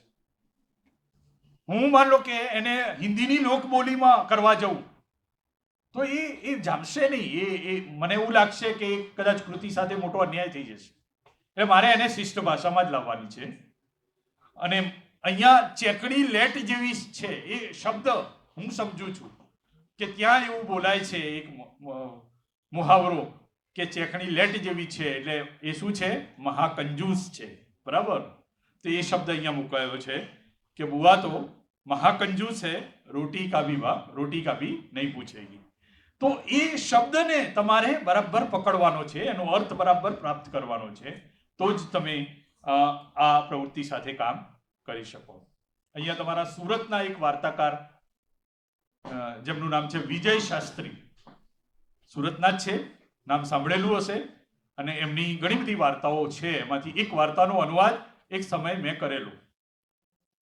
એ વાર્તા દિલ્હી અકાદમીએ પ્રકાશિત કરેલી છે, એક પુસ્તક છે અમારું, એમાં છે એ વાર્તા. અને એમાં એક વાક્ય મેં કે આમ ચક્રાઓ વાર્તા, કદાચ તમારામાંથી કોઈએ વાંચી હોય તો, એમની ચક્રાઓ વાર્તા. અને એના અનુવાદમાં આ વાક્ય આવે છે કે આ વાર્તામાં આવતા રાજકુમારની જેમ ભાઈ રાતે ન વધે એટલો દિવસે વધતો ગયો. શબ્દ શું છે? ભાઈ. બરાબર. હવે જ્યારે આપણે ભાઈ શબ્દને લઈએ અને એ ભાઈ શબ્દનો હિન્દી આપણે આપણા મનમાં વિચારીએ તો શું આવશે? ભાઈ જ આવશે ને. હિન્દીમાં ભાઈ બોલાય છે. બરાબર. પણ ગુજરાતીમાં દીકરાને ભાઈ કહેવાનો એક રિવાજ છે. બરાબર, પણ હિન્દીમાં એ રીતે નથી. હિન્દીમાં દીકરાને ભાઈ ના કહે. એટલે મારે ત્યાં ભાઈનો અનુવાદ કરવો હોય તો મારે શું કરવું પડે? આ દીકરા માટે વપરાયેલો શબ્દ છે, આ પોતાના ભાઈ માટે નથી, દીકરા માટે શબ્દ છે. એટલે મારે એના ત્યાં દીકરા તરીકે જ લેવું પડે. એટલે મેં એનો અનુવાદ કર્યો છે બેટા. શું કર્યું છે? બેટા. બરાબર. અને પછી રાતે ન વધે એટલો દિવસે વધતો ગયો. મને સરસ મજાનો એક મુહાવરો મળી ગયો હિન્દીમાં. એ મેં એને મૂકી દીધું. ત્યાં મુહાવરો નથી. ગુજરાતી રચનાકારે એટલે તમે જુઓ કે દિન દુગના और રાત ચૌગુના बढ़ता ગયા. એ મુહાવરો મેં મૂકી દીધો. એટલે અહીંયા બે ભૂમિકા આવી. એક તો હું છે ને સહૃદય ભાવક પણ છું, અને ક્યાંક ને ક્યાંક મારી ભૂમિકા પેલી સર્જક વાળી ભૂમિકા પણ છે કે એના સૌંદર્યને હું વધારે સારો કરું છું એમ. બરાબર, એ જાળવી રાખું છું, એ રચનાને વધારે સુંદર બનાવું છું. એટલે અનુવાદક તરીકે તમારે આ બધી વસ્તુમાંથી પસાર થવું પડે. તો આ પહેલો તબક્કો જ ચાલી રહ્યો છે, જેમાં વાત એ છે વિશ્લેષણ, એટલે કે પાઠ પઠન અને વિશ્લેષણ. વાંચવું, એનો અર્થ પામવો. પણ એની સાથે સાથે તમે જ્યારે સાહિત્યના અનુવાદની વાત કરો છો ત્યારે તમારી ભૂમિકા શું હોય? એક સહૃદય ભાવકની ભૂમિકા હોય. અને સહૃદય ભાવકની ભૂમિકાએ તમે આ બધી વસ્તુઓ કરો તો હું માનું છું કે તમને ધાર્યું પરિણામ મળી શકે. પહેલો જ તબક્કો છે, આ મેં ઉદાહરણ છે એ શરીફાબેનના સંપાદકીયોમાંથી જ લીધેલો છે. ભાતીગળ સંસ્કૃતિઓ એવો શબ્દ એમણે મૂકેલો હતો. તો સાંસ્કૃતિક વિવિધતા એવું મેં કર્યું છે, એનો અનુવાદ કર્યો છે સાંસ્કૃતિક વિવિધતા. એમણે કર્યું છે કે સ્ત્રીને સમાજે હંમેશા સ્ત્રીને બીજા નંબરે જ માની. તો એનું અનુવાદ કર્યું છે સ્ત્રી કો दोयम दर्जा ही दिया है. दोयम दर्जा, બીજો દરજ્જો જ આપ્યો છે સ્ત્રીએ. એટલે કહેવાનો મતલબ એ છે કે તમે જ્યારે અર્થને બરાબર પ્રાપ્ત કરો છો, એના મૂળ અર્થ સુધી પહોંચો છો, તો તમારા માટે અનુવાદ કરવો થોડો સરળ થઈ જાય છે. આ પહેલો જ તબક્કો છે. અને હવે આપણે બીજા તબક્કામાં આવીએ છીએ. અને બીજા તબક્કો એને કહેવાય છે કે અંતરણ અથવા ભાષાંતરણ. એક ભાષામાંથી બીજી ભાષામાં હવે લઈ જવાનું છે. અહીંયા દુભાષિયા તરીકેની વાત તમારે પકડવાની છે. અને મેં તમને કહ્યું હતું કે હું તમને કહું છું કે મારા મનમાં દુભાષીઓ એટલે શું એમ. હું એવું માનું છું કે કોઈ ગુજરાતી ભાષાનો અધ્યાપક એ હિન્દીની કૃતિનો ગુજરાતીમાં અનુવાદ કરે તો એ સારો અનુવાદ કરી જ શકે. પણ એ કોઈ ગુજરાતી ભાષામાં લખાયેલી કૃતિનો જો હિન્દીમાં અનુવાદ કરવા જશે તો કદાચ હું માનું છું કે વધારે સારો અનુવાદ નહીં કરી શકે. કેમ? કારણ છે, હું હિન્દી ભાષાનો અધ્યાપક છું. એટલે મને એવું લાગે છે કે હું જેટલા અધિકારથી ગુજરાતી ભાષા પર વાત કરી શકું છું, જે મારી માતૃભાષા ગુજરાતી છે માટે, હે ને, મારી માતૃભાષા છે ગુજરાતી, એટલે જે અધિકાર મારો ગુજરાતી ભાષા પર છે, ભણવાના કારણે, વર્ષોથી વાંચવાના કારણે કદાચ એ જ અધિકાર હવે મારો કઈ ભાષા પર આવી ગયો છે? હિન્દી ભાષા પર પણ આવી ગયો છે. એટલે હું મોટા ભાગે ગુજરાતીમાંથી હિન્દીમાં અનુવાદ કરું છું. એટલે દુભાષિયા તરીકે મારા મનમાં જે ખ્યાલ છે એ છે કે બંને ભાષાઓ ઉપર, અને એમાંય વિશેષ કરીને લક્ષ ભાષા ઉપર તમારો સંપૂર્ણ અધિકાર હોવો જોઈએ. તો જ તમે સારા અનુવાદક બની શકો. તમને આમ ભાગ્યું ટ્યુટ્યું હિન્દી આવડતું હોય ને તમે હિન્દીમાં અનુવાદ કરવા જાઓ તો કદાચ તમે કોઈ કૃતિનો સારો અનુવાદ ના કરી શકો. એટલે અનુવાદનો બીજો તબક્કો જે છે એ ભાષાંતરણનો છે. અહીંયા મેં સરસ મજાના બે ઉદાહરણો મૂક્યા. તમે જુઓ એનું કે તમને ક્યાંય એવું નહીં લાગે કે આ હિન્દી નથી. તમે માત્ર હિન્દીમાં વાંચો ને તો એવું જ લાગે કે કદાચ હિન્દીમાં જ લખાયેલું વાક્ય છે. આ દલપત ચૌહાણ એ પેલા દલિત સાહિત્ય વિશેષાંક કર્યો હતો, અને એમાં જે એમણે સંપાદકીય લખ્યું હતું એમાં કે એ બે દ્રશ્યો એમણે મૂક્યા છે ને એનું મેં હિન્દી કર્યું છે. તો ક્યાંય પણ એ જ્યારે હું હિન્દી વાંચું છું તો એવું મને નથી લાગતું કે આ હિન્દી નથી, આ હિન્દીમાં જ કદાચ લખાયું હશે એવું લાગે છે. તો એનો મતલબ એ છે થયો કે આ તો મેં અનુવાદ જ કર્યો છે, પણ એ દુભાષિયા તરીકે મારી એવી ભૂમિકા છે કે બીજી ભાષા પર, મારી ટાર્ગેટ લેંગ્વેજ પર મારો બરાબરનો અધિકાર છે. હું એને બરાબર જાણું છું ત્યારે હું આવો સારો અનુવાદ કરી શકું છું. તો આ બીજો તબક્કો છે. બીજા સોપાનમાં જે તમારે વધારે મહત્વપૂર્ણ ધ્યાન આપવાનો છે એ છે કે સ્ત્રોત ભાષાની છટા કે લેખનની શૈલી જે હોય ને એને જાળવી પણ રાખવાની છે. હમણાં જ હું સવારે વાત કરતો હતો નરેશભાઈ સાથે કે મેં હમણાં અનુવાદ કર્યો હર્ષદભાઈ ત્રિવેદીનો સંસ્મરણ. તો એ તો કેવું કે એ હ્યુમર આવતું હોય, એમ એ ક્યાંક આમ કટાક્ષોમાં વાત કરતા હોય. એમણે એવું લખ્યું છે કે એ સમયે પરિષદમાં એમ કે જેટલા પેન્ટ શર્ટ હતા તમે લોકો બધા કંટાળ્યા નથી ને ભાઈ? હે અચ્છા તો કેજો પાછું, હું તો બંધ કરું એમ. એ સમયે પરિષદમાં જેટલા પેન્ટ શર્ટ હતા એટલા જ ધોતી જબ્બા પણ હતા. અને કેવા ધોતી જબ્બા? શુભ્રતામાં એકબીજા સામે સ્પર્ધા કરે એવા ધોતી જબ્બા હતા. એમ આવું આવતું હોય એમ. એટલે મારે એમની એ જે શૈલી છે એમની લેખકની એને જાળવીને એનો હિન્દી કરવાનો છે. એટલે મારી સામે એ પણ એક પડકાર હોય. આ ઉદાહરણ મેં કે આ નરેશભાઈનું વાક્ય છે કે એ સમયે કોરોના કાળ વખતે જે કંઈ થયું બધું વિગતે વાત છે, અને પછી કે એને બાથમાં લેવાનું શક્ય નથી. એને બાથમાં લેવાનું શક્ય નથી. હવે બાથમાં લેવાનું શક્ય નથી એમાં પછી હું શબ્દમાં નહીં જઉં. મેં એનું કર્યું છે કે इन सबको समेटना संभव नहीं है. बराबर, इन सबको समेटना संभव नहीं है. તો આ પ્રોપર લાગે છે, તમે જુઓ એમ. એટલે આ જે વસ્તુ છે દુભાષિયા તરીકેની તમારી જે ભૂમિકા છે એમાં તમારો બંને ભાષાઓ ઉપર અધિકાર હોવો જોઈએ. ક્યાંક બે વાક્યોને તમારે તોડવા પણ પડે, ક્યાંક તમે એવું હોય કે બે વાક્યોનું તમારે એક વાક્ય કરવું પડે. આવું બધું કરવું પડે તમારે અનુવાદક તરીકે. એવું નહીં કે તમારે જેમ બે વાક્યો અહીંયા અલગ છે તો મારે અહીંયા પણ અલગ જ કરવા. એમાંથી બહાર નીકળવું પડે તો જ તમે સારા અનુવાદ કરી શકો. તમે શબ્દની પસંદગી કરો ત્યારે ભાષા સજ્જતા તમારી પાસે હોવી જોઈએ. એક સજ્જતાનો પરિચય આપવો પડે તમારે. મેં ઉદાહરણ અહીંયા જોયું છે કે નીચે તમે જુઓ કે હું જોઈ રહ્યો, પગ ઊંચો કરવા ગયો તો ચીસ પડાઈ ગઈ. એવું વાક્ય છે. પગ ઊંચો કરવા ગયો તો ચીસ પડાઈ ગઈ.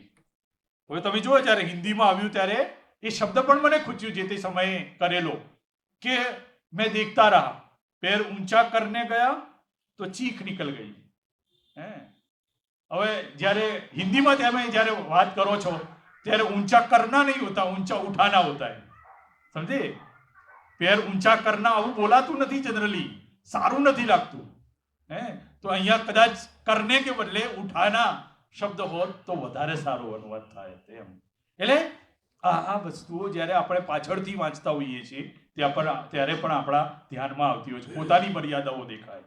એટલે તમારે દુભાષિયા તરીકે એ દુભાષિયા તરીકે તમારી ભૂમિકા જે બીજા તબક્કાની છે, અંતરણવાળી વાત જ્યારે આપણે કરતા હોઈએ, ભાષાંતરણવાળી, ત્યારે તમારે તમારી પાસે ભાષા સજ્જતા હોવી જોઈએ. બંને ભાષાઓ પર સંપૂર્ણ અધિકાર તમારો હોવો જોઈએ. અને છેલ્લું જે છે એ પુનર્ગઠન વાળી વાત છે કે એમાં બે વસ્તુ છે કે ફરી તમારું અનુવાદ કરેલો જોઈ જવાનો છે તમારે, અને પછી એની મૂળ સાથે તુલના કરવાની છે. એટલે એને આપણે પુનર્ગઠન એવું કહી શકીએ. આ પુનર્ગઠન જે છે એ ખૂબ અગત્યનો તબક્કો છે. અહીં અનુવાદકે પોતાનો અનુવાદ વારંવાર તપાસવો પડે, એની મૂળ સાથે ફરીને તુલના કરવી પડે. એક વખત નહીં, 2 વારે કરવી પડે. જ્યારે મને યાદ છે કે અમારા સર આલોક ગુપ્ત સર, એ તો મારા સર હતા, એમની પાસે હું ભણેલો, પણ એમણે ધૂળમાંની પગલીઓ ચંદ્રકાંત શેઠની નું પુસ્તક, એને સાહિત્ય અકાદમી એવોર્ડ મળ્યો અને ત્યારે એનો અનુવાદ કરેલો એમણે અનુવાદ કર્યો છે.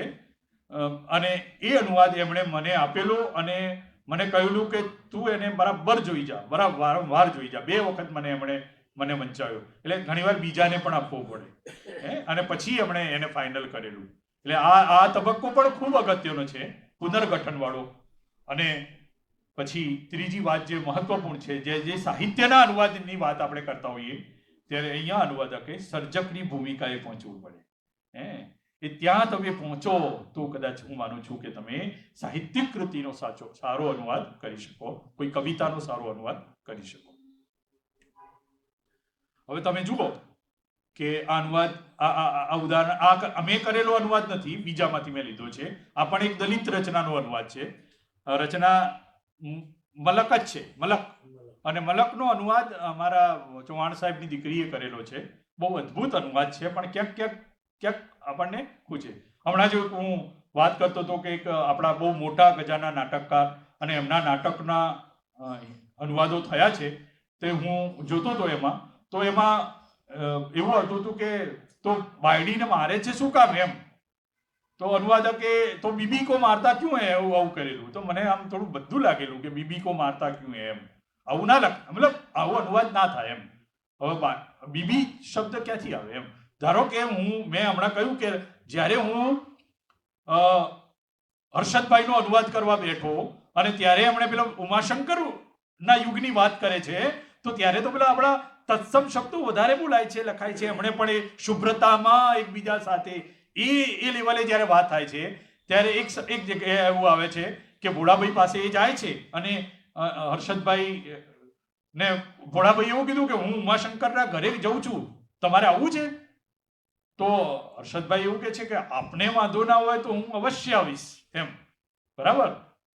તો હવે વાંધા માટે શબ્દ હિન્દીમાં એતરાજ છે જ છે, પણ એ ઉર્દુ વાળો શબ્દ છે, હે ને. તો મારે ત્યાં આપત્તિ વાળું મૂકું તો વધારે સારું લાગે એમ, કે આપકો અગર આપત્તિ નહીં હે તો મેં તૈયાર હું આને કે લીએ.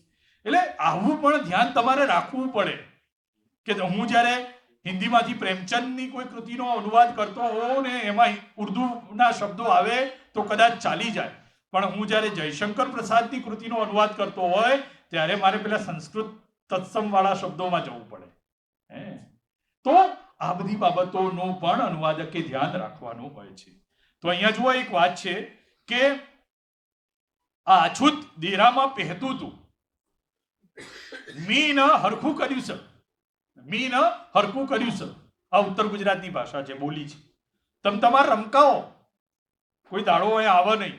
હંબો આવું બોલે છેલ્લે. શું બોલે? હંબો. હા. હવે અનુવાદકે શું અનુવાદ કર્યો છે કે ये अछूत मंदिर में घुस रहा था, मैंने उसका हुलिया टाइट कर दिया है. बराबर जामતું નથી. તમે જુઓ, નથી જામતું.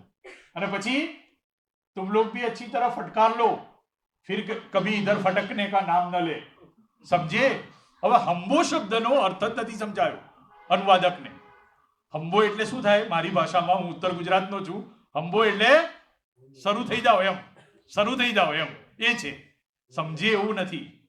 એટલે આ જે નાની નાની વસ્તુઓ જે છે એ જ્યારે તમે અનુવાદ કરતા હો, હવે અહીંયા જે ત્રીજા તબક્કામાં આ બધું તમારે કરવું પડે, તમારે સર્જકના લેવલે જવું પડે, તમારે પુનર્ગઠનમાં આ બધી વસ્તુઓને સરખી કરવી પડે.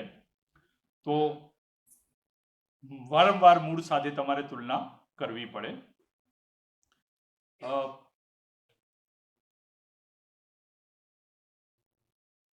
આ એક ઉદાહરણ મેં એ જ લખ્યો છે, પણ એને હવે હું છોડું છું. અનુવાદકે અહીં વારંવાર સર્જક બનવું પડે, સમાયોજન કરવું પડે.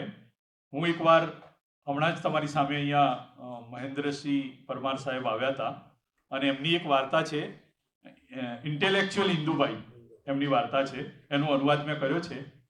એટલે કે ઇન્દુભાઈએ હાથ ખંખેરી નાખ્યા, ઇન્દુભાઈએ હાથ ખંખેરી નાખ્યા.